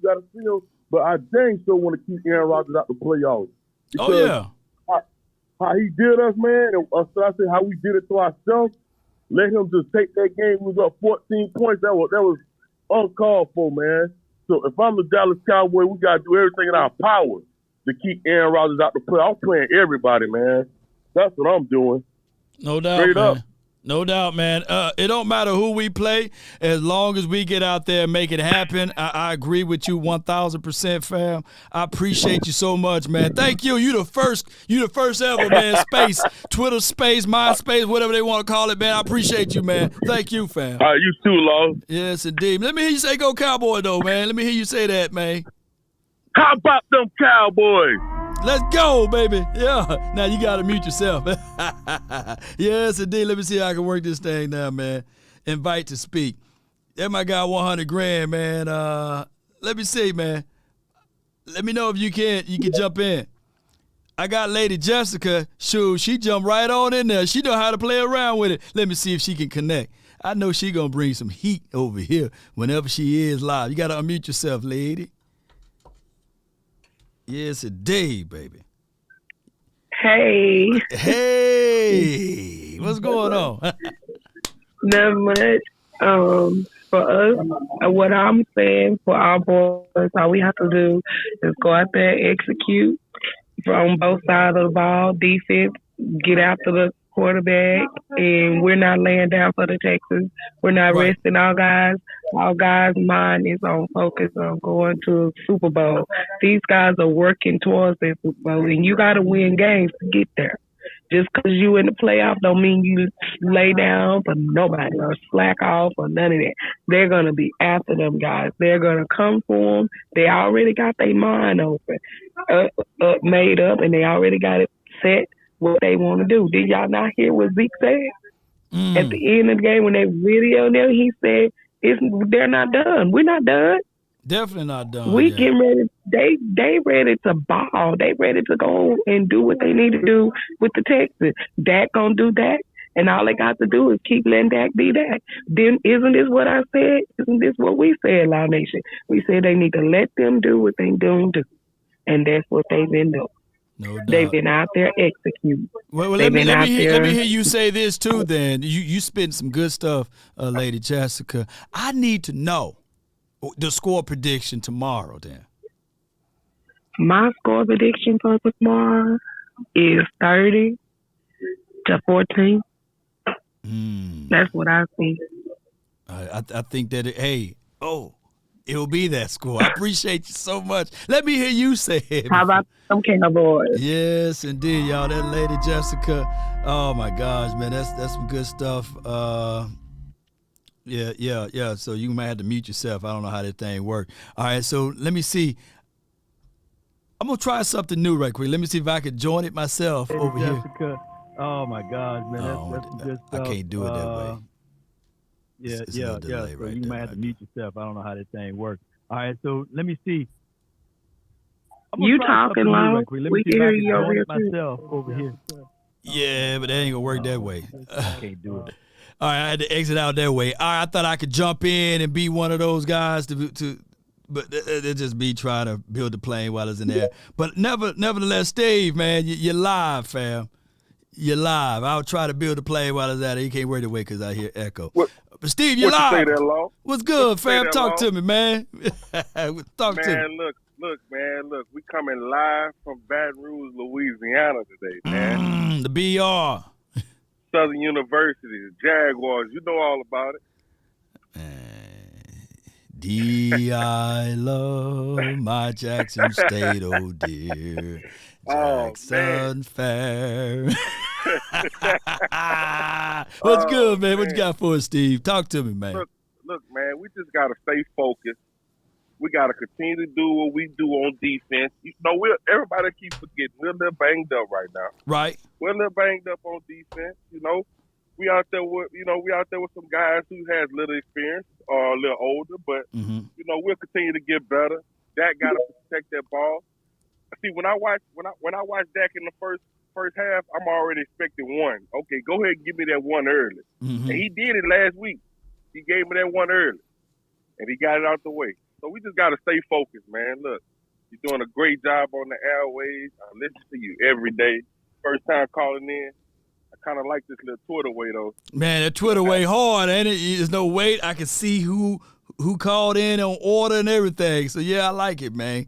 I just got to fix out a few bugs, man. But you know me, I have it going before it's all over with. You know. just keep building the airplane in the air. It's Yes, working out indeed. well that way. Yes, indeed, man. I appreciate you. What you have for the final score though?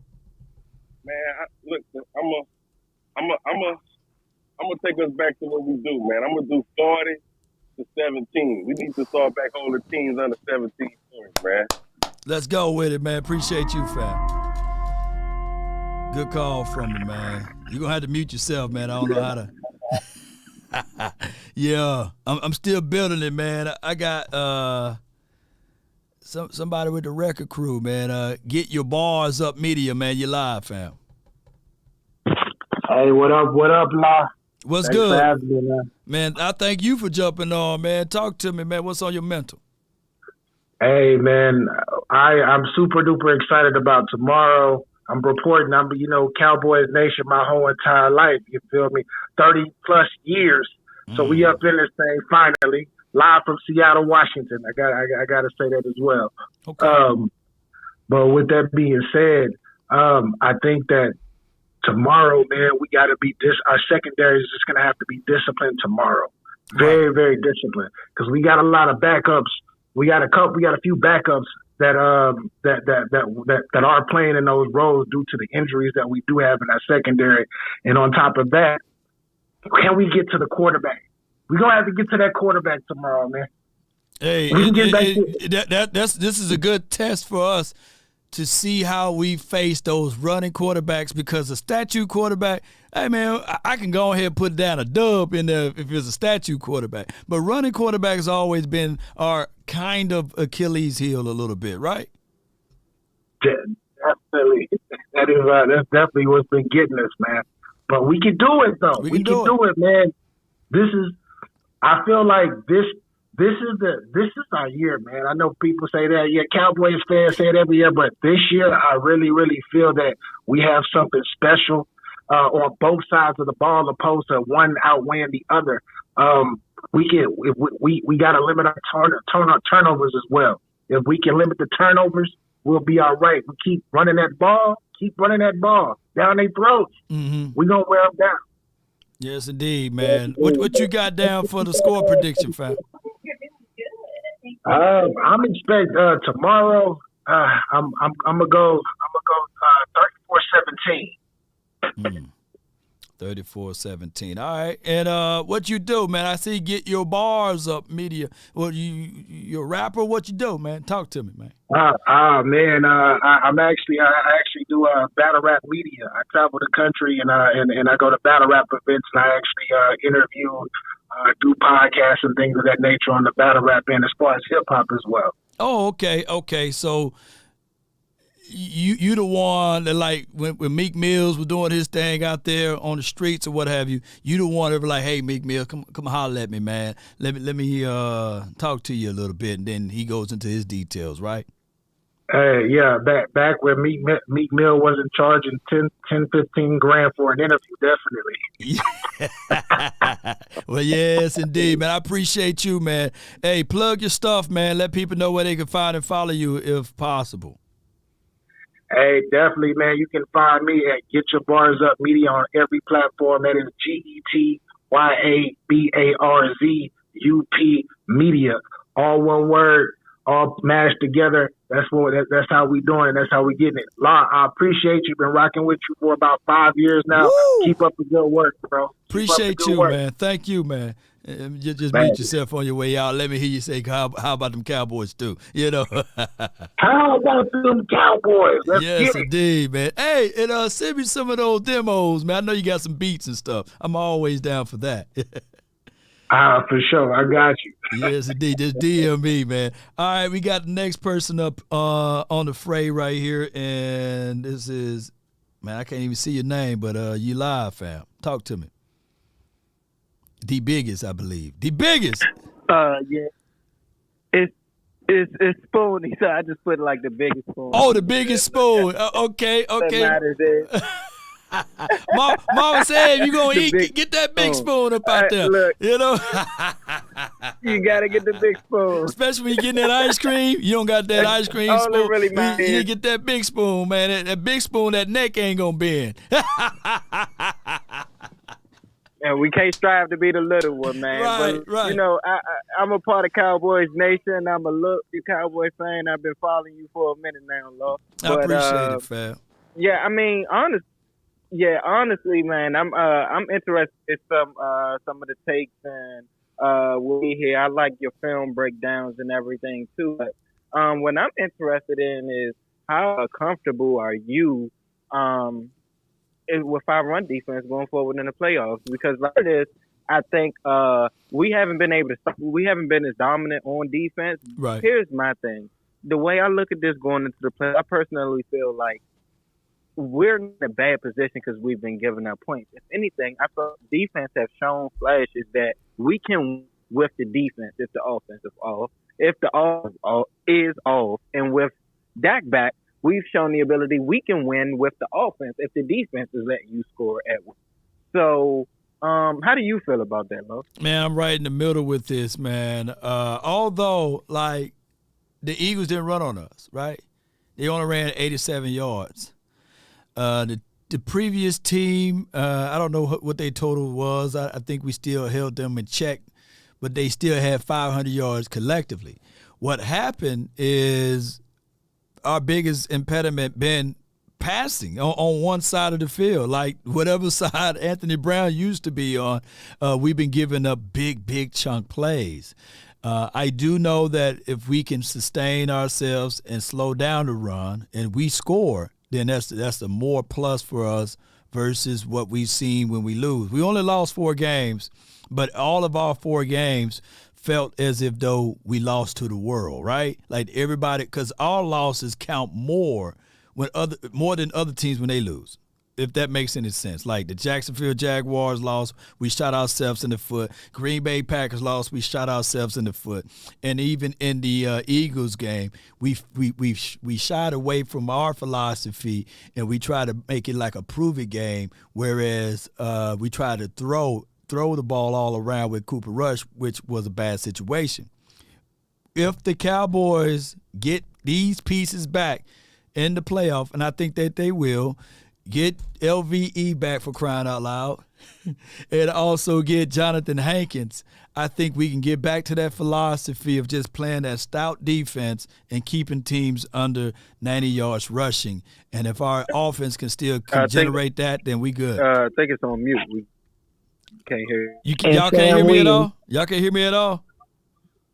I hear you. Oh, okay. Lady Jessica says she can hear me. I can hear you now. Can you hear me now? I get animated a little bit, but go ahead. Did you hear? What was the last part you heard from me? With Cooper Rush. The philosophy. The last thing I heard was about Cooper Rush. Philosophy. I left off on the philosophy part. So, yeah, I think that going into this playoff, I think that we can be that team that if we play our brand and our style of football, it doesn't matter what the opposing team does or do.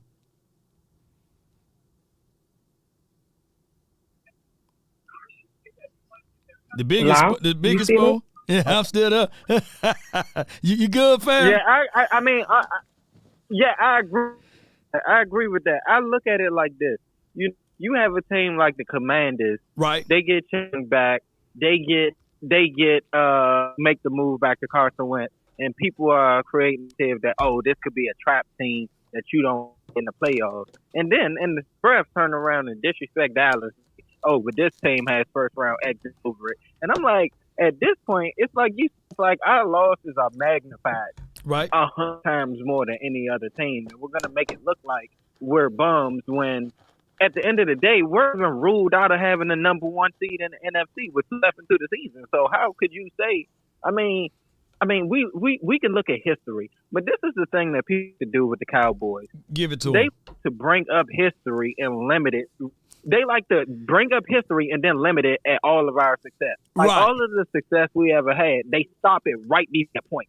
And then they say, but starting at this point after when you dominated the NFL, they moved the goalpost. They moved the goalpost, yeah. Move the goalpost all the time. And then, well, how many Super Bowls do you have in the last 20? And I'm like, in the Tom Brady era, how many teams have Super Bowls in 20 years? What are we talking about? Man, hello. So I get your point on that, fam. Let me know what you think the score prediction would be, and I'll let these other people in here that's requesting. Let me know your score prediction, and I'm going to expound on that too. For the Titans? Yeah, for the Titans? Yeah, tomorrow's game. Mm-hmm. My score prediction for the Titans, I see something around like 35-10. Woo! We know what? We need one of those, you know? I appreciate you, fam. Good call from him. All right, so let me go. Ooh, let's go. We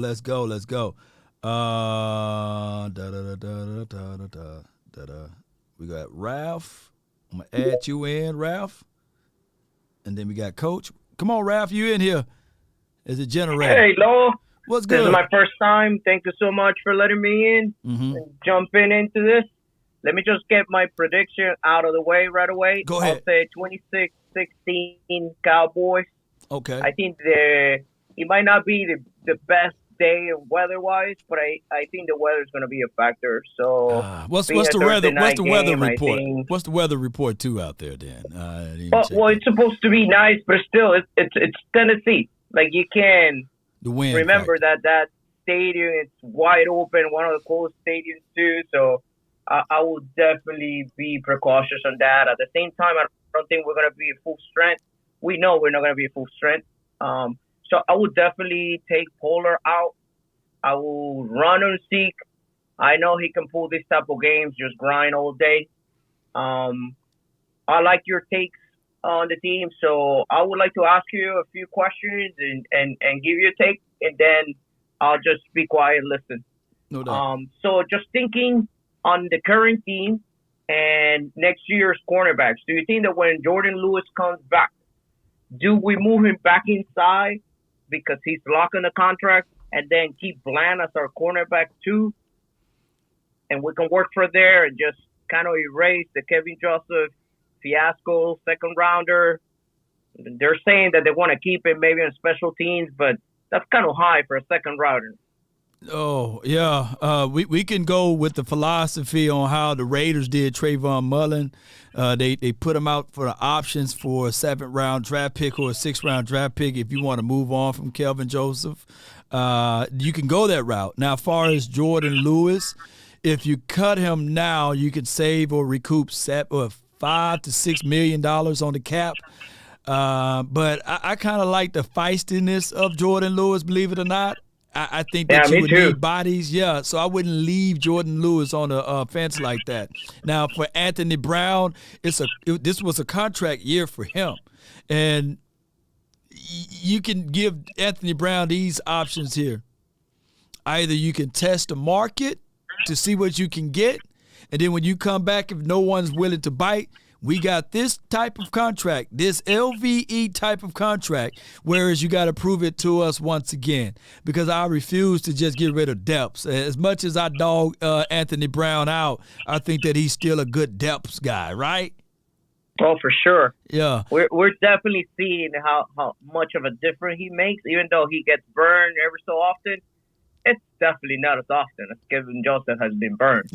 Right. I will definitely agree on keeping him on a small contract and just try to work something out just for that until at least the draft to see if we can get a couple hits in there. Right. And we know we're going to be stranded with, reworking deals because a lot of people are about to get paid. And a lot of people, man. Another thing that I will say, I don't know if many agree, but I think I'm with McCarthy. And you know what? If after this game, seating-wise, there is no difference, I will see pretty much every single of our starters at halftime at the Washington game and let Washington win for sure. Just to avoid the boogeyman and Aaron Rodgers to come back. We ain't letting no one. Now they ain't gonna let Jessica say, let me get off of mute. We ain't letting nobody win now.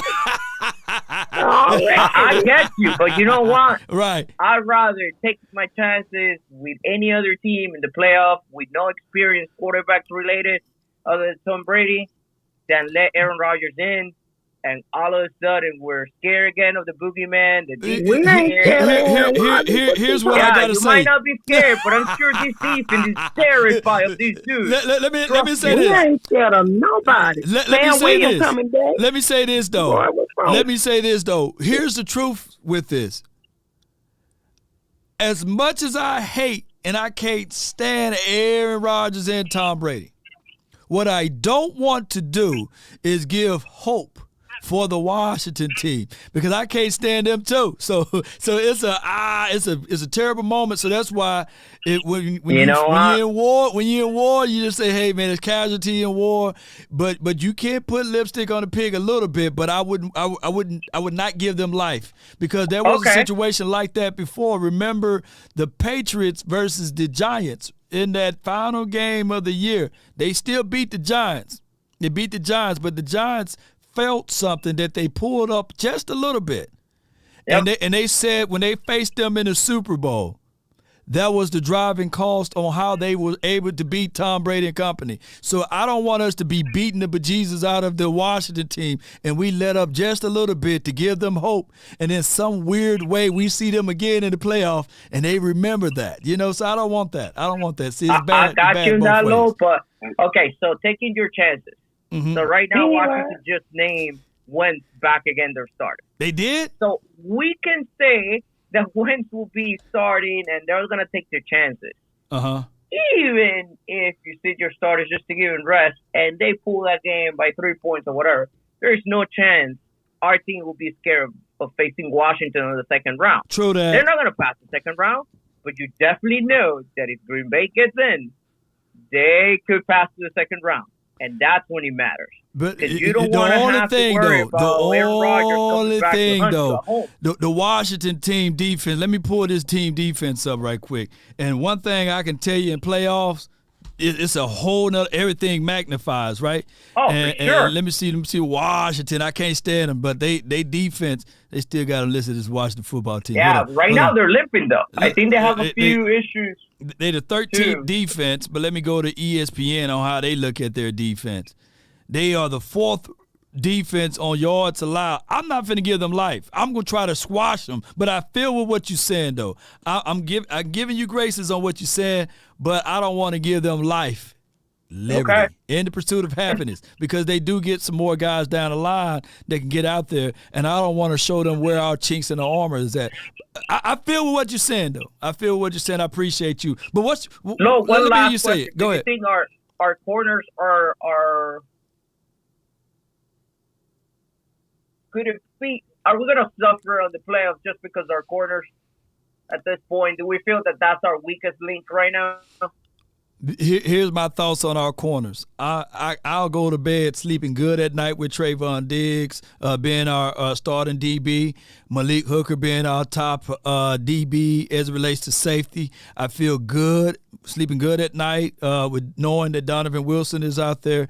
And we got two more games to see Nashawn Wright get that confidence up.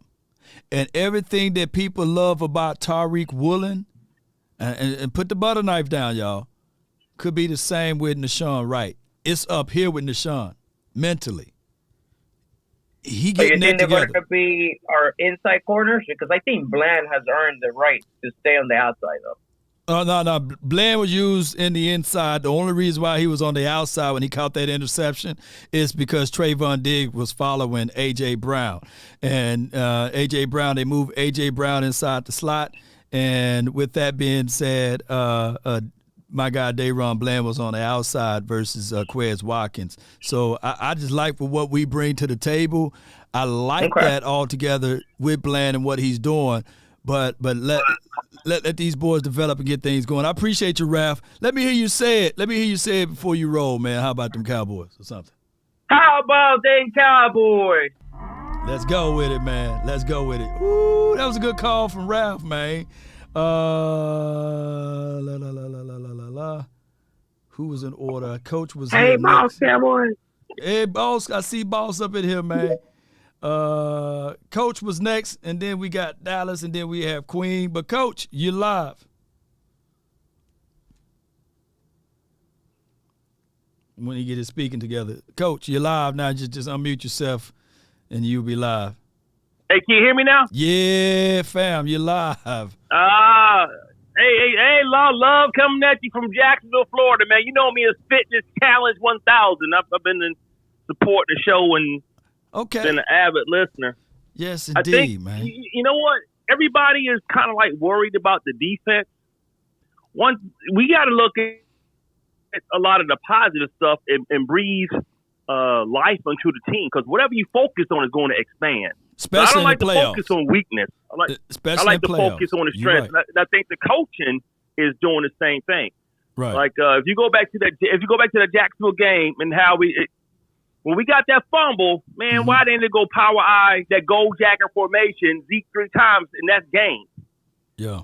When they got the fumble against the Eagles, Dak ran the ball, but he ran out of bounds. Then I think he realized he wasn't supposed to do that. And then the next play, when they did the rollout, he went down. Yeah. He realized instead of throwing the ball away with a 2-minute warning. So there's a lot of little things with clock management, and it's a good thing that they're happening now, because the coaching staff, Kellen Moore and these boys, they don't have that level of experience to make them calls at that time, because they never seen it under that much pressure. Right. So now that they're seeing it, they're kind of learning as they go. Because from that Jacksonville game to the Eagles game, they both ended the same. Big facts. We got a pick, then we got that fumble. We had to run the clock out. It was the same scenario, but they did something different, and you could see that they were trying to run the clock out. Although it didn't work out that way, they still making adjustments, and we're trending upward. This one didn't cost us as it did in Jacksonville. You know what, but I think Coach? they're talking to Coach. You know what, Coach? Now that you say that, I look at this team as still a young team. And we don't have a lot of experience. So last year, when we made it to the playoff, the things you said a major point, the things that you focus on becomes your weakness. Believe it or not, like you want to play loose, you want to play like, hey, we belong. But last year we had the mindset that, hey, we really leapt into the playoff and we were nervous, right? And we was one of the most penalized teams, and then it just grew up into this ugly animal or beast in the playoffs that all of a sudden we got those penalties. Now, of course, you know the aficionado's going to do the aficionado things. But as of lately, people fail to realize that in these last 5 or 6 games, we were not the high penalty team no more, right? And like 4 and below. They're 4 and below. Right. And it's like we forgot all about that. Man, I remember we were always behind the chains. Yeah. We were always behind the chains, getting 3 and out or 2nd and long. We're staying ahead of the chains, and that converts to us being the best team on 3rd down. Right. We got to look at what this team is doing, how we trend upward. Man, we dropping 35 points a game. We're trending upward. And another adjustment, Joseph ain't getting he didn't get any snaps on defense this week. They made that change. The coaching is doing something intentional so that this team can go deep into the playoffs. Right. Ooh, and then they're doing something. And I think that Nashawn Wright, they say it's a week-to-week basis. So what I want Nashawn to do now is stack the last good game, even though they still had 300-some yards on us, but still stack that up and see what he's going to do up against the Titans. This should be a layup for him in this game. I don't see them putting up 300 yards in the air, so maybe he get him an INT. Don't you know that do wonders for the 6'3" kid that runs a 4.4 40, right? That's physical. He came down the field. I was like, yeah, this boy is hitting. So it's the little things. Then we got 2 more games, and I think that this should be a good game for TY too, because there's no more ramp up. Oh period. yeah.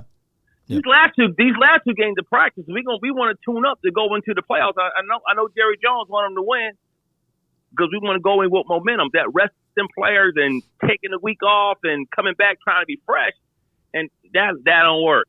No, that don't work at all. That don't work. So let me hear you say it, Coach. Man, I thank you so much for jumping in on this Twitter space.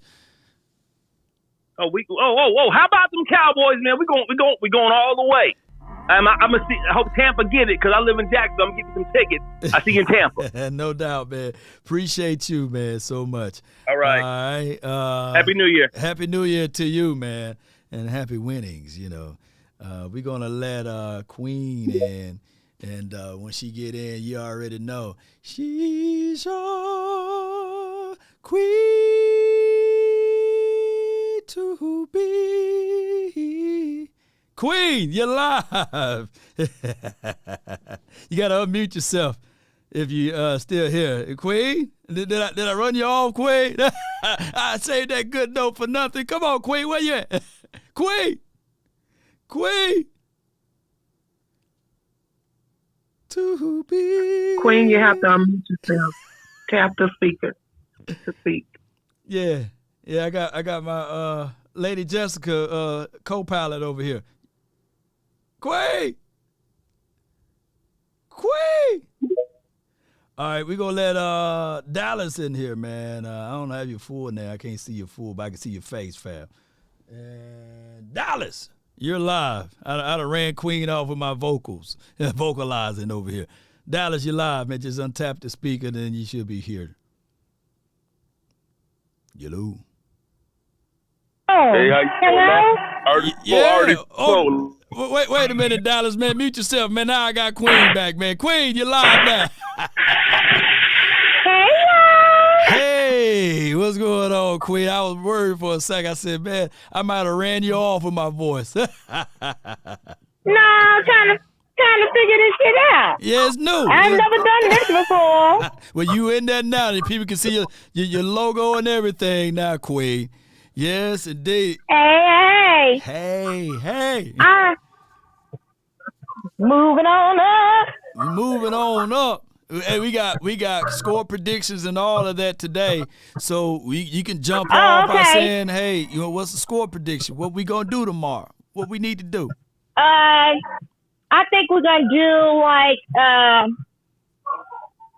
37-10. 30. Ooh, we need one of those games too. We need one of those. Because we haven't had one of those in a minute. We do need that. Yeah, and they get to 10 points like in the late fourth quarter. When it's garbage time. Yeah, yeah, we need one of them. Yeah, we need to order one of them though. Yeah. Yeah, after everybody's tired, then you'll let them get a couple of points. Yeah, give them a few points. But yeah, I just wanted to jump in on your Twitter Spaces and tell everybody how about some Cowboys. Yeah. And Cowboys Nation, let them hang. Yeah, let them hang. To the windows, to the wall. Yeah. To the wall. Appreciate you, Queen. All right, Dallas, man, you can get in now, man. Yeah, you can get in now, man. Appreciate you. You got to mute it over there, Queen. Let me mute you there. Okay. Go ahead. Yeah. I'm going to get it. Yeah, you going to get it right. Okay, good. Dallas, man, you live, man. I don't have your full name. He's kind of cut off. Let me see if I can mute Queen. Yeah, there we go. Yeah, there we go. Tap the mic and say mic off. Oh, I kicked up out of there. My bad. All right, Dallas, man, you live. Dallas? Hello? Man, we gonna get it together, man. Somebody, is it B Powell? B Powell, you live. What going on, Law? What's good with you, man? Talk to me. Not much, man. This Sports Guru 9-5. 9-5, okay. All right, what's good with you, man? Guru just for the 9-5, man. Just checking in before the new year, man. Want to wish everybody in the space a happy new year as yourself, and talk a little bit about Kellen Moore, man. Talk to me, man. Saturday's game plan, I kind of like some of the passing concepts that he had going on, but I need Kellen Moore to stop trying to Boise State up this offense with all these gadget plays. Yeah, like his timing on the gadget plays are just off. So just cut those, just take those pages of your playbook and throw them away. If you keep Dak doing what he was doing on Saturday, and come up with some better run game concepts, I think this offense will be a problem in the playoffs. But what continues to scare me is Kellen Moore and his inability to adjust when a team has figured out what he's trying to do. Yes, I need McCarthy and everybody to get in the lab and figure out how to overcome that weakness of Kellen Moore's play call. 9-5 Guru. Let me read this out. Jory, she tweeted this out about 2 hours ago. The Cowboys quarterback Dak Prescott completed 24 of 24 attempts for 300 yards and 3 touchdowns after that pick versus the zone coverages and Eagles. He's the only player who earned a perfect next-gen stat passing score versus zone defense since 2018. So we see the potential lines of Dak Prescott, and we understand the flaws within the confines of what Kellen Moore likes to exhibit. I can tell you, man, if we can continue to do these type of things, my goodness, minus the hiccup plays, I really believe, call me crazy, call me delusional in all capital letters, the only team that can stop the Dallas Cowboys are the Dallas Cowboys. Yep, agree. Yeah. I 100% agree with you because Dak in his whole career since Mississippi State, he's overachieved as far as he's taken teams. He took Mississippi State to number one in the country, and they have never been that. Mississippi State has never had an offense like that since Dak left. So he's always been that guy that has been steady and been a plus.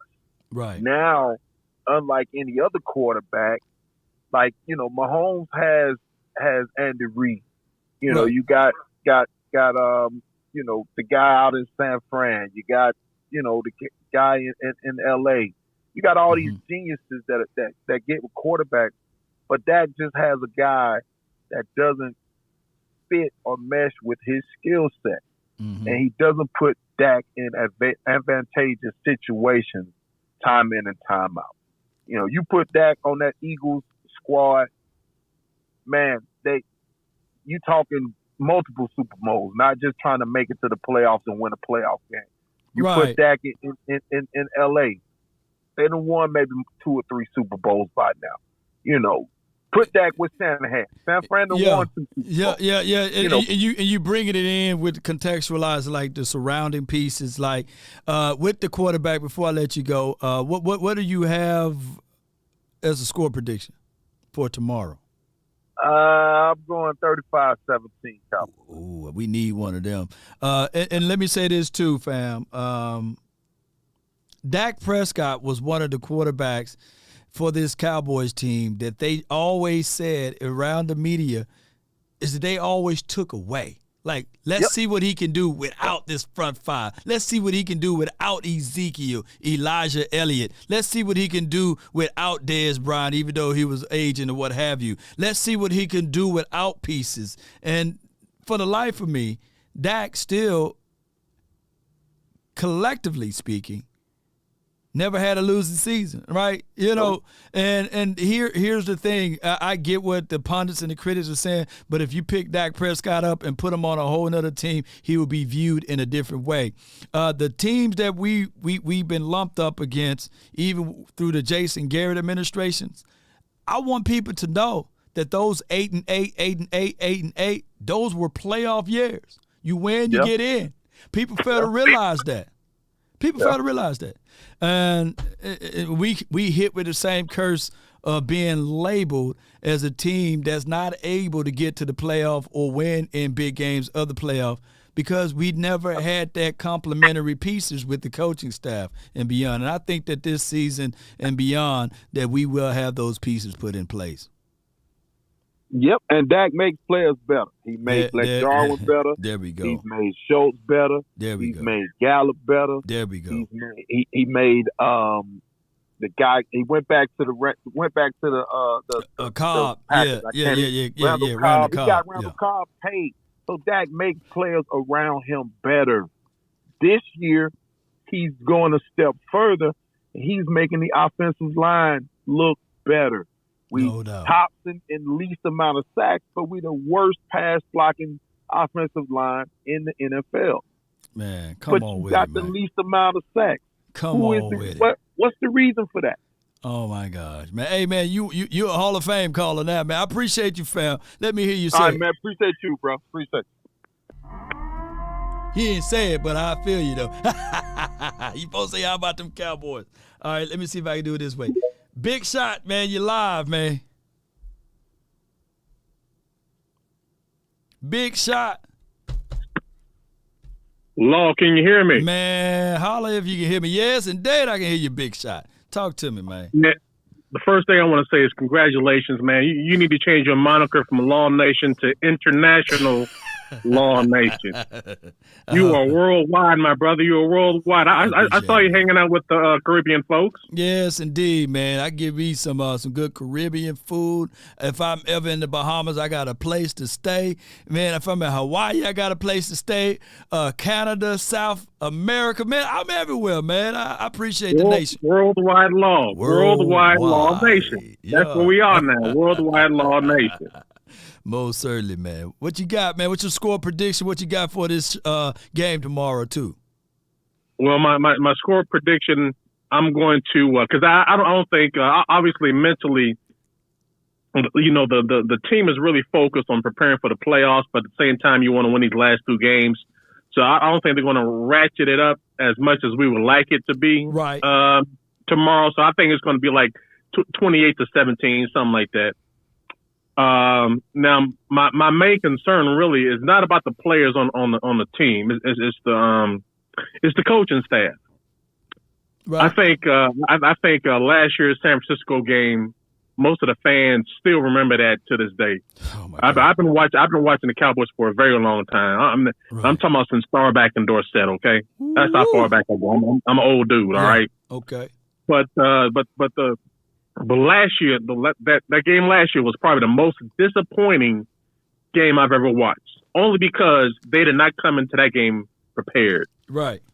So we know that they have the physical talent to go to the Super Bowl. We know they have that. Right. The issue is how are they prepared? How are they mentally prepared? How are they physically prepared to go get it done? So we know that Kellen Moore has had to learn on the job. Right. We know that he's had issues in learning how to close out games. I think one of the boys a few moments ago just mentioned the fact that, you know, he's bringing that Boise State mentality, and you simply can't win championships with a Boise State mentality in the NFL. Right. You've got to focus on closing out games, running that football when you have a lead, making critical, important decisions to keep the ball. Right. We know Dan Quinn, his background, because his defenses. I don't want to bring it up, but it's true. His defenses have failed in some instances. We're talking about the Falcons and some other points in time during his career where 28-3. That's all I can think of. And then here's my thing with Dan Quinn. I like what he brings to the table. He's a very hands-on type of guy. I truly believe that his impact is felt all throughout the team in Dallas, right? Because we were historically bad before he got here, and now we improved to be like top 12 defense. And then just last year, of course, we finished out top defense in turnovers and takeaways. So this season we are still top 10 in certain categories, but we see some flaws with it. So all we got to do tell Dan Quinn, hey, dog, when we up, we want you to, get it right. Close it out. It hit me. It just hit me. You know, it's the games when we up, when we lose, right? Come on, Dan Quinn, when you're up, man, figure it out, you know. and defense, go ahead. And defense is really defense is about effort. Right. Defense is about want to. It's about effort and want to. Yeah, and determination and believing too in yourself, within yourself. Right.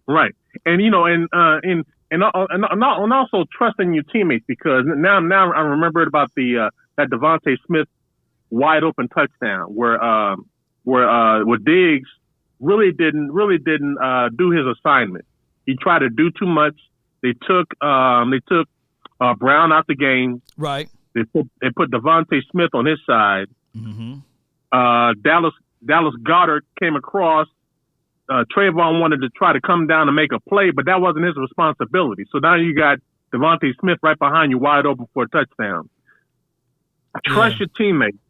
Do your job. And before I let you have go, ultimate effort. Before I let you go, there's one thing that I'm always going to give the young DB Trayvon Diggs is longitude and latitude.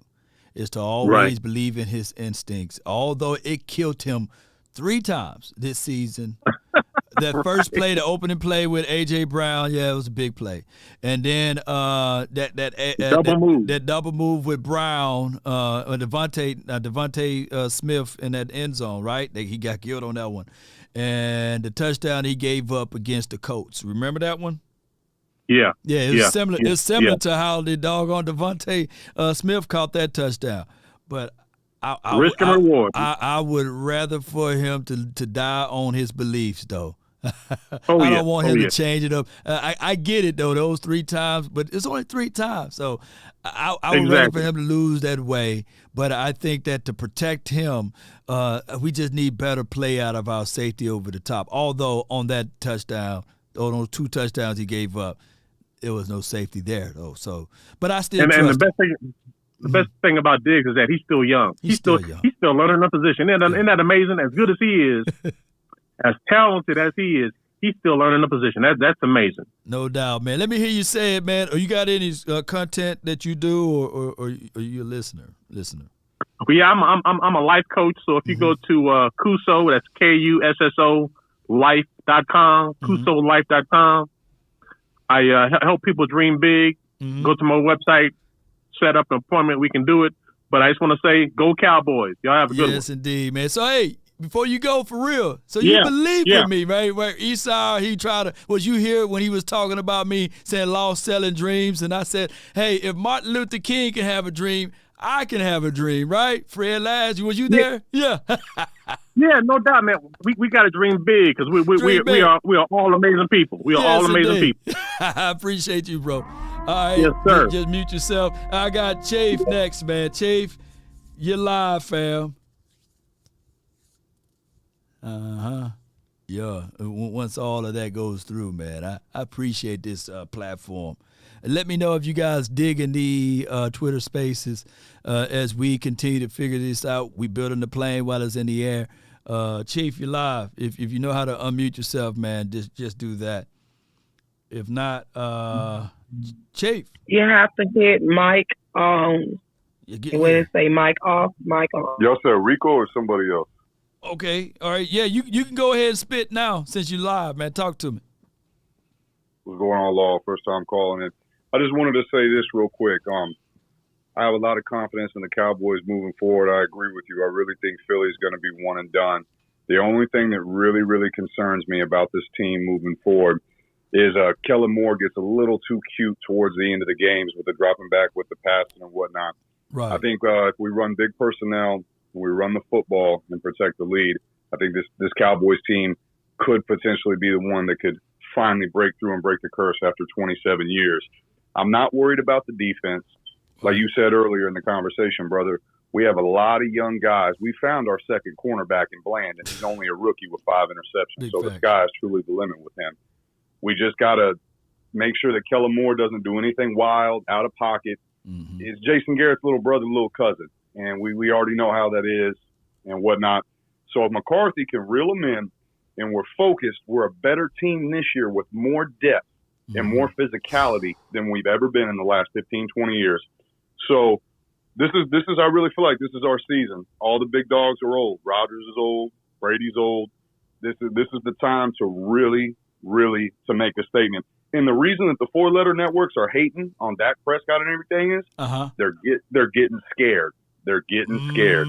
That's why. They see that we have a superstar in Diggs, Parsons on defense, and we have a lot of depth, and we're nicked up. We're starting to peak at the right time now. In years past, since the glory days, This is where we would fall apart after a tough loss to the Jaguars. Right. And nobody wants to talk about it. It's just nobody wants to give the Cowboys a benefit of the doubt. Nobody wants to give them a chance. But like I'm saying, finish out the season strong. Finish it out strong. Keep some of those plays to the chest. If you got some guys banged up, let's go. Let's win these last 2 games. Let's go light if Parsons needs some rest, and just get focused. And if I had $1 to a donut, watch. They're not going to be intimidated and scared this next go round in the playoffs. No resting our players. Yes. We learn. I'm not saying resting like put them out for the whole game. I'm saying is maybe cut a few snaps down on the defensive end for Parsons. Move him to linebacker. Throw Damone Clark in there. Get some other guys some burn. Jabril Cox. Williams can come back. Yeah. And just so some guys are not playing the same position the whole game and getting that wear and tear. I'm not saying sit them out. Just move some guys around. Try some different things out and see what types of looks you have with guys like Fowler, Sam Williams. Just move some pieces around just to see for when that playoff starts. Because we all know when the tournament happens, anything can happen. And this year, it's open. It's open for the taking. I'm telling y'all, yo. Yeah, no doubt, man. I had my brother on earlier, and appreciate you for calling in, man. What's your name again? Yo, my name is Rico. I'm from East Dallas, and I live in Linden, New Jersey now. I've been out here for a few years, so I'm knee-deep up in Eagle Country, Giants Country, and all that. No doubt, man. But I'll say this and let you go, Law. How about them Cowboys? Let's try to break through and break the curse, baby. Let's do it, yo. How about him, man? How about him? I have my brother. He's in there. He's in here now, the Twin Maker. And one of the things that I said earlier when I was testing this out is that, and he can contest to this, there's no daylight in playoffs after tomorrow, right? Like, you got to make sure that you push all of your chips in, and you got to play that, because I truly believe, and he can jump in at any time. I truly believe that is what makes football one of the greatest sports of all time, because of the sudden death type of moments, the gladiator type of moments. Whereas if you don't put it all on the table now, this shoe tomorrow ain't promised to you. Ain't that right, Twin? Twin, you gotta hit the mic to speak. I got you. What's going on? How y'all doing? Hey, Man. bro, you ain't lying. Hey, I like to use this analogy, big bro. Look, you got to empty the whole clip. When the playoffs, look, you empty the whole clip, and you got to make sure that magazine is empty. Yeah. And then once you empty the whole clip and the magazine empty, you detach the magazine, you throw the magazine. After you throw the magazine, you go, then you throw the gun. Yeah. You see what I'm saying? Throw the gun. You throw the gun next. Look, you can't go in that locker room saying, man, I should have called that play. Or, man, I forgot to call that play. Nah, bro, this is not the time for you to be worrying about that. Whatever it is that you've been dialing up, that you've been waiting on, or that you've been sitting on, that's the time for you to use it. Because at the end of the day, like you said, this is one and done. You know what I mean? And so that's the mentality that you got to have. But you can't do it in fear, but do it in faith and also in belief in your team. Because any coach shows this right here to their team. If I'm willing to call this, I'm stepping outside of my comfort zone. But I'm telling them, it's like, hey, guys, I believe that you will execute. And I believe a mano y mano that you guys will come out on top. So when I call this play, I'm calling because I trust you. You know what I mean? And let me say this too. Although, Twin, you know, it's going to be a bittersweet moment for you. You know, you know, I've seen your 49ers. They rallied behind Colin Kaepernick, right? And you guys were able to prepare yourself all the way to the Super Bowl. And I was seeing a team that believed in themselves, right? But although you were laid out like Family Guy against the Ravens, I saw something in your team. And I seen the same thing after you guys made it to the Super Bowl with Jimmy Garoppolo. And now I'm seeing the same thing out of Brock Purdy, that you guys are putting things, and that's two different coaching regimes too, by the way. But I'm seeing a team that's rallying behind their troops and believing in one unified message, that in the minds that you guys are the best, right? So for my Cowboys, I just need for that levels of experience to everyone to rally behind Dak Prescott, to also understand that, hey, in this bench, let's play complementary football. Let's see what we can do best. Hey, as you, Twin, you know what we can do best. What are your thoughts on that, fam? Nah, you ain't lying. You know what I'm saying? It has to be a universal thought. Universal process, yeah. Not only amongst the coaching staff, not only amongst the players, but a lot of people don't understand. It's also dealing with the equipment man.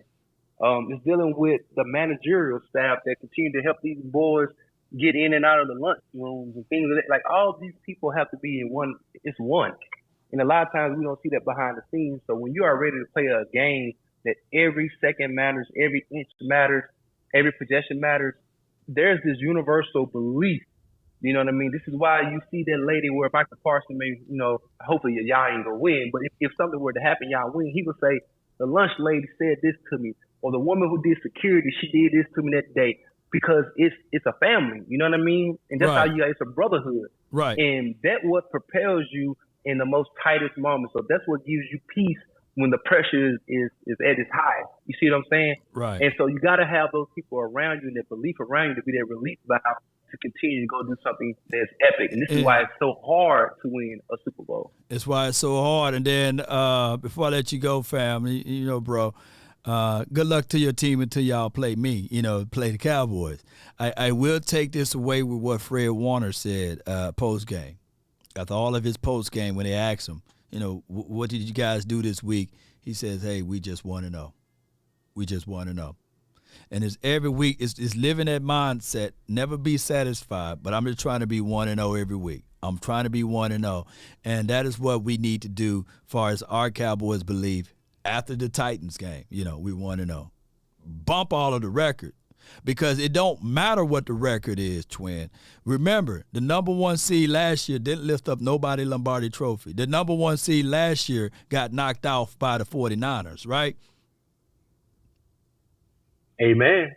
We sent Aaron Rodgers home, you know what I'm saying? Yeah. Appreciate y'all for doing it. If I can have it all over again, now I want my Cowboys to win, but it happened the best way possible because I love you, bro, but I couldn't think of a way in a situation for you to knock out Aaron Rodgers and then you fool around and beat the Rams and then you win the Super Bowl.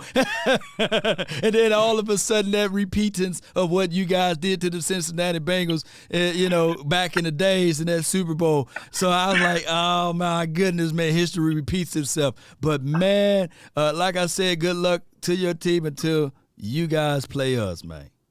Hey, I definitely can't wait. Look, I can't wait to get our popcorn ready. Hey, Law, if that game happened this year, I'm going to be in the other room. I ain't going to be in the same house, but I'll be in the other room nearby so you can hear me. No. I'm for real, man. We beating the Niners this year, man, if we see y'all in the playoff, bro. Ain't no 14 penalties happening. Hey, bro. Hey, look. I look. But, boy, y'all couldn't beat if your name was Michael Jackson. Oh, come on. Well, hey, man, don't be trash talking now, and don't be trying to go run and tell mom, because what I can say is it won't be no sunlight in the eyes of Cedric Wilson. Cedric Wilson had the sunlight. See, it's always the Dallas Cowboys versus the Dallas Cowboys. I truly believe that y'all didn't really beat us. We beat ourselves in that game. We had 14 penalties, and also we had the sun against us, and it took us down to the last 14 seconds in the brilliancies of Kellen Moore wanted to call a doggone quarterback draw at the 45-yard line. Come on, man. We shot ourselves in the foot. Bro. It is not my fault. Hey, bro, it is not my fault. You had the mental makeup of a gnat. It is not my issue that y'all decided to use the playoff games to all of a sudden have a relapse when it comes to discipline and understanding the game plan. Oh, my gosh, man. Appreciate you. Let me hear you say, how about them Cowboys? Bang, bang, baby. Appreciate you, bro, man. Love you, man. All right. We got Uncle Dave, man. You're live, fam. You gotta tap that mic. Lady Jessica, tell them how you got to do it now. You got to touch the mic and you can speak. Shout out to you. I'm on it. You on it. Yeah, let's go. I'm on it. Hey, I wanted to holler at Twin real quick. He can unmute himself. About that Niners and Cardinals game. I I'm a humble man. I owe the brother 2 shots. Oh, you owe him 2 shots. Oh. I owe him 2 shots, and he said he wanted it on video, so I got to do it. But I got some smooth Appalachian moonshine. Man, that moonshine saying you I'm going to do 3 shots for the brother. I'm going to do 3 shots for the brother. 3. Hey, so you hear me, twin? You hear me, twin? I'm sorry. I apologize, dog. Hey, you know what, Mr. Day? I appreciate it. Because not only you going to take the 2 shots, you added on interest. Yeah, for being late. I can respect that. Look, that's what I'm talking about. I can tell. Believe that. 2 shots with interest. With interest. 2 shots with interest. 2 shots with interest. You like baseball, twin? You like baseball? Oh yeah. We on deck. We on deck. We on deck. We on deck. You hear them brothers singing? Upper room. Cowboys on the upper room. When Jesus. Yeah, you hear me? The upper room. Got that pie damn near burnt my mouth. Man, that shot gonna send you through the upper room. Yeah, it's there. It's dangerous. Yeah, I'm gonna be high, way up there. But the 13 at 14 personnel. That's what we need up there in that goal line, in that red zone. Mm-hmm. You put them tight ends in there and you run that ball. I mean, that's how you kill a clock. That's how you finish a game. Mm-hmm. You kill the clock with that gold jacket, with that gold jacket formation, and get them tight ends in there and bull on through. See, you got to be these next 2 games. Cowboys got to be like Godzilla stomping through Tokyo. Man, they got to be Godzilla. I got Godzilla Smash for him. you too. There he is. East side, lean forward. You must be a joke. Damn mind, boy. But that's why we let you in. That's why we let you in, because Cowboy Nation need the content. Yeah. And all content counts. It all counts. Man. It all counts. But don't be too hard on Diggs. Like the women saying, he's still learning. He's still learning. But all I gotta say, hey, we need another 40 burger. We need another 40. We need another 40. If we put that 40 on them boys, man, 19. that'll be nice, man. The Titans defense still nothing to sneeze at, even though they kind of frailed here and there. But I think that confidence, and I need to see my guy Nashawn Wright just get his feet together. Remember, that's it's right. all in the mind, right? And he get out there, control that. He got the size, he got the physical speed, and all of that. Shoot, this defense, twin. Watch out for the Cowboys, baby. We get out there yakking, and get in the ear like Dion used to do. He get in your mind, he get in your head. He play the head game with you. Put them double moves on you. He put that psych on you. It's like you merely adopted the darkness. Yeah. I was born in it. The darkness is your ally. Let me hear you say it, man, before I let you rock, man. How about them Cowboys? Yes, indeed, man. That's Uncle Dave, Stelios, the great. We got a superstar in here. I'm gonna invite her to speak. Maybe we can hear from first person over here, point of view about Nashawn Wright. Let me see if she gonna jump off in here. Let me know when you're ready. Yes, indeed, y'all. We having a great time. Not a good time. We having a great time.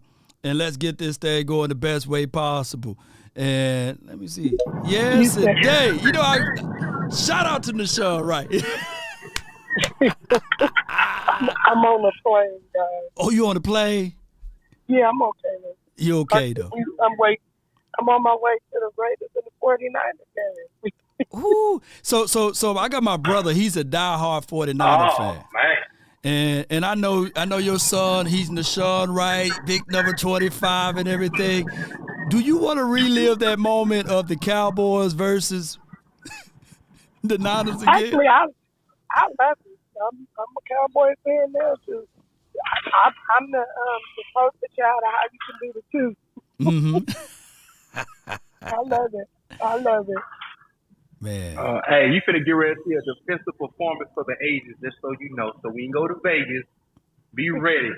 Because look, the GM of the Oakland Raiders said, oh, Lord, we don't want it to be a burial site for David Carr, which would ruin his opportunity to get us some draft pick. So we're going to put Stedham in the game so the 49ers can tee off. And we're going to make sure that Nicky Bosa become the NFL Defensive Player of the Year because he might even get 3 sacks in this game and go and have a good piece. I can't. I'm just gonna leave that up to the universe. There's somebody else that deserves it too, and I'll just leave it up to the universe. But that sounds good. That sounds good. That sounds good. So you know, go ahead. There's somebody on the Cowboys too, man. True that. True that. I'll say it. I'll say Michael Parsons. Okay. Hey, Micah, there's nothing wrong with becoming, number 2. But the guy who has the defense that hasn't allowed a 60-yard rush the entire year, go get that thing. Well, and I guess that's how it comes down to it. Yeah, it's got to do it that way. Yeah. No doubt, no doubt. Absolutely. I'm going to let you fly in peace. If you can still talk to Devontae, I know he played for the Raiders, and I know that's your guy too, Devontae Adams. If you let him know that, hey, he could play for the Cowboys and just take some of that money away, there'll be a good situation for us. I'll make sure to tell his mother. Yeah, tell his mom. All money. Tell him all money ain't good money. I can really see him in the Cowboys silver and blue. I can see that too. That would be really, really good. Like, actually, the GM at the Raiders, I think he's looking at Ray John, my other son. So okay. I don't know what's happening, bro. I hope I don't have to be I shouldn't say that. Let me stop. No. Let me stop. No, I ain't gonna say anything, but hey, Rajon, I saw his stats. He doing good. I'm gonna be quiet. I let the universe handle that too. Let it handle it. Go Cowboys! I appreciate you, and good luck to your son tomorrow. Now, hey, how did he feel when he got there starting? Did he call you and let you know that he was starting?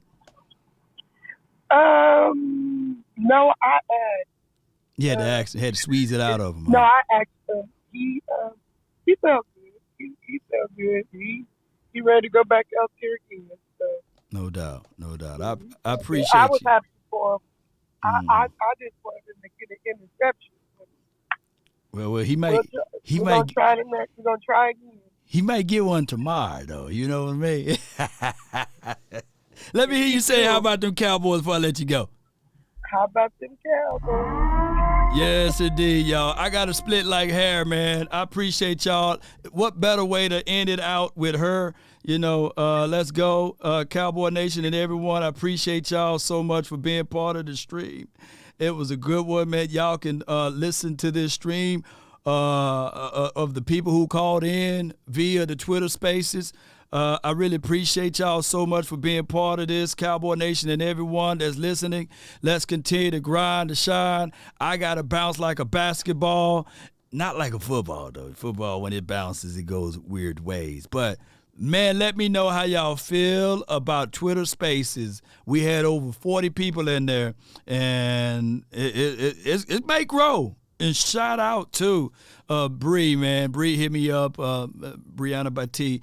She hit me up and said, hey, why don't you do Twitter Spaces? And the ladies always know the details of these type of things. Y'all grade that versus having the call-ins. I like the call-ins, too. Maybe on Wednesdays we do Twitter Spaces and we'll spread it out, right?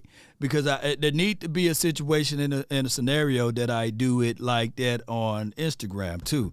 But we'll figure it out. David Burns says Cowgirls. Them Cowgirls won 11 games though, Hey.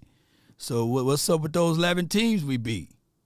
A bunch of girls won 11 games? Hey, so, I could turn a negative into a positive, huh? You being sexist, but man, hey man, shoot, them girls. How about them girls then? If we girls, how about them? We won 11 games. And so them girls whooping up the dudes. The game is not even matched up fairly, right? If we a bunch of girls, huh? Yeah, I think that y'all got to know how to take that out of y'all lexicon or what have you, out of your language to spread that out as being negative hate, right? But it is what it is, Cowboy Nation. It's the rule about to expire, and the time is gone.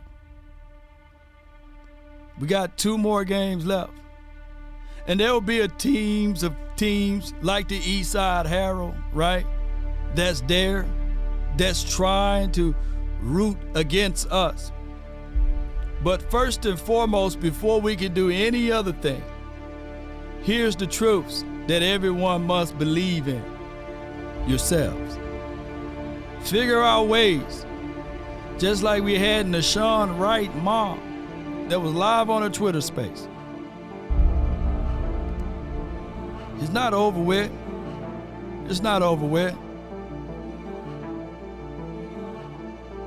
The moments, the graces is always there. Will you be ready and be prepared for that opportunity? Some people will say, man, he just lucky to get that starting spot. There's no such thing as luck. Luck is when preparation meets opportunity, ladies and gentlemen. He was prepared for it.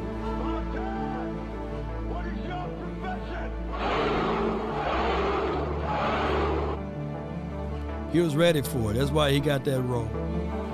I always tell people, it's better to be prepared for an opportunity and not have one than to have the opportunity and not be prepared.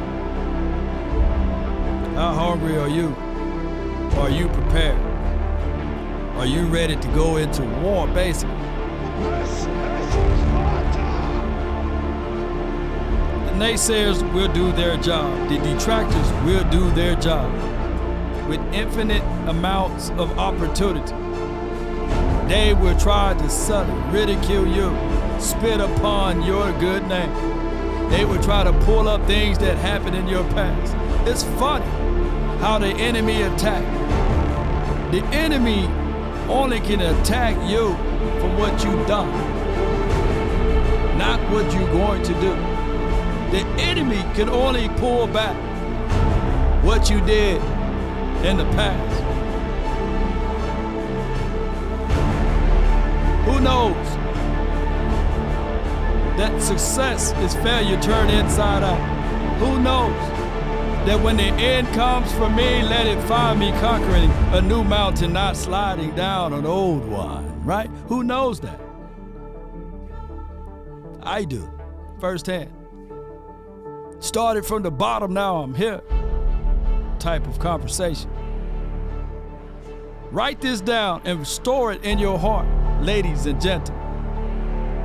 If you want a thing bad enough to go out there and fight for it, to work day and night for it, to give up your time, your peace, and your sleep for it, if all of your desires of it makes you quite mad enough that you don't get tired of it, and it makes you hold all other things tawdry and cheap, if life itself seems empty and useless without it, and all that you scheme and dream is about it, if you'll gladly go out there and sweat for it, fret for it, and plan for it, and lose all terror of your mind for it, if you would simply, just simply go after the thing you want, if dogged and grim and besiege and beset it with the help of Almighty, you will get it, regardless of whether or not you believe in this Cowboys team or in me. But if you marry those words that I just said, your life will be better. And those are facts. And it's right, little Dallas. And all of the detractors that's there.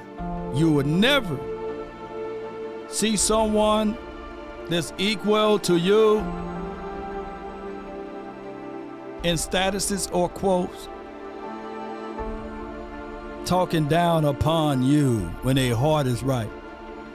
But for those that's at the bottom, they like to reach for straws. They like to cut out because deep down in their hearts, they don't believe. They can't see it. That's been my time. I really thank you all for yours. And remember, kill 'em with kindness, y'all. You're listening to nothing but the best.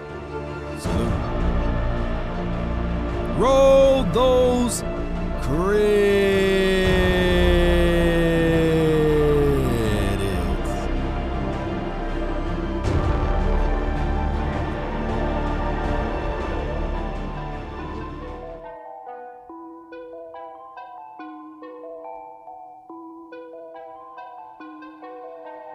Come on. Shout out to you, Toxic Tom. Appreciate you. Stelio, shout out to you. You're great. Sir SL, appreciate you. Paul, Sadiq, Alex, Eastside. Harold, Common Sense. Shout out to you. Shout out to you, Presley. Not Elvis. Appreciate you. Shout out to you, I Am Awake. Shout out to you, man. One love to you. Let's go. Little Dallas Cowboys says, I know we can win when Dak is gone. I feel you. Those convinced against their will be of the same opinion still. No one saw Trent Dilfer winning the Super Bowl. No one had Brad Johnson lifting up that Lombardi trophy.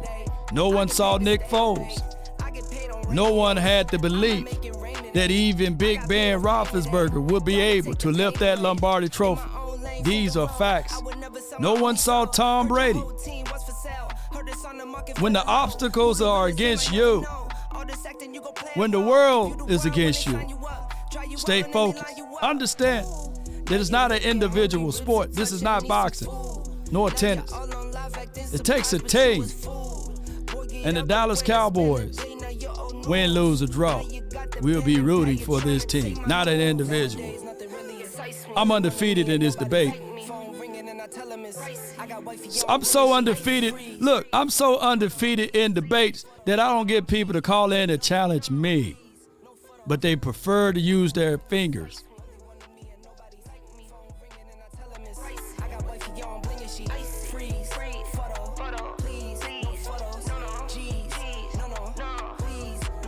Come on.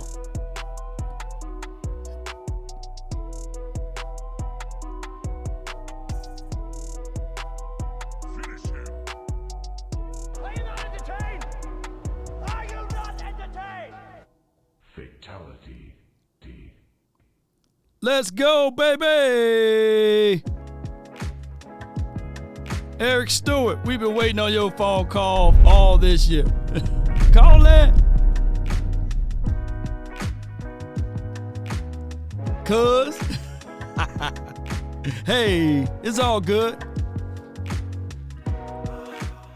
It's amazing. On the way out, so many people, hey, I'll call in. I will speak. I want to challenge you, Law.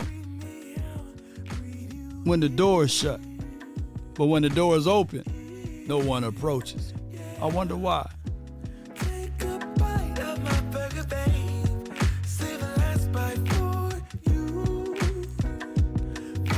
And you. What we tell them? Don't let the street lights hit you all alone. It's danger, baby. You know it's dangerous to go alone. Don't let the street lights hit you. Can I be yours? Sing it, baby. I follow. Wherever you go.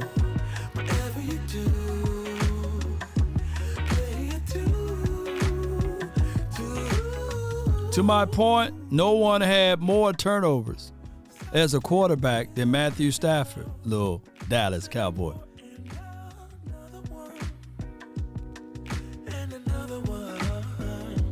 What he did at the end of the year. It's not an individual sport, it's a team. All at one.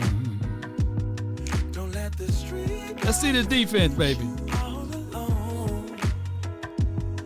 Why don't y'all lean forward, the haters? Just a little bit, right there. Let's put some lights on this defense. Layer 2, I follow. Wherever you go, whatever you do, play it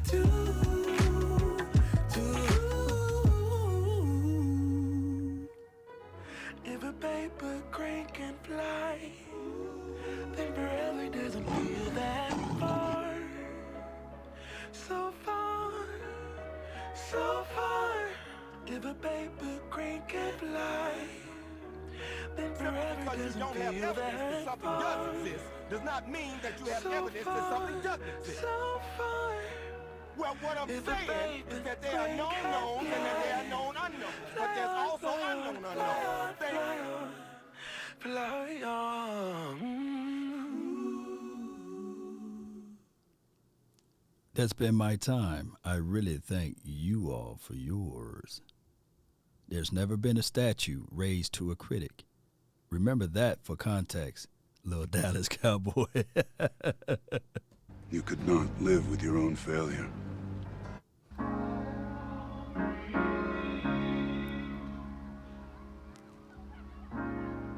You have to be your biggest fan. And when things are really tough and they're really rough and nothing's working, but there's something inside of you that says, I just have to Emotional damage.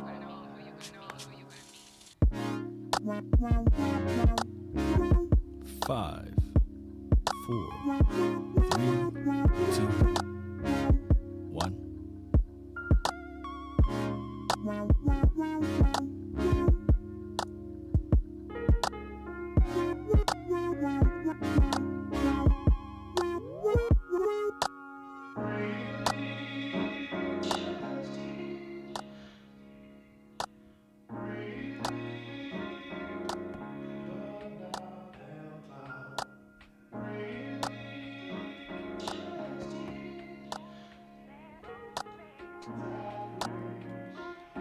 Because you don't know who you're gonna meet.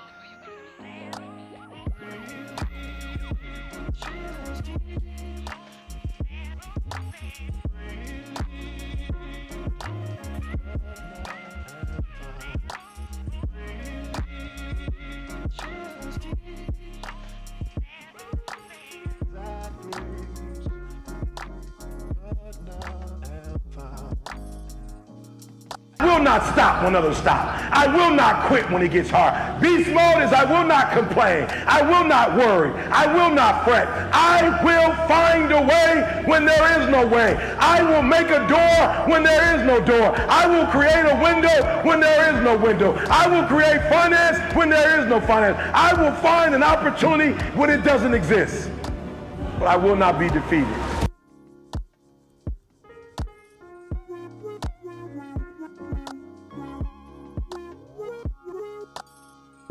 Reason why you let people get away with stuff, because you ain't paid for it. And when you don't pay for it, it don't mean nothing to you. When you start paying for stuff, oh, it means something different to you. When you start paying for stuff, somebody said, in America, everybody should go to school for college for free. I'm like, I feel you, but I don't know about that. I don't know if I want to pay for somebody to go to school. Not because I don't want to pay for them to go to school, but sometimes when people get stuff for free, they don't treat it the same. When it ain't they sweat, and it ain't they blood, and it ain't they tears, they treat it differently. So if I knew a kid was going to go to school and take it serious with the money I gave, I don't have a problem with it. But I see you skipping school because you ain't paying for it. The reason why you let people get away with stuff, because you ain't.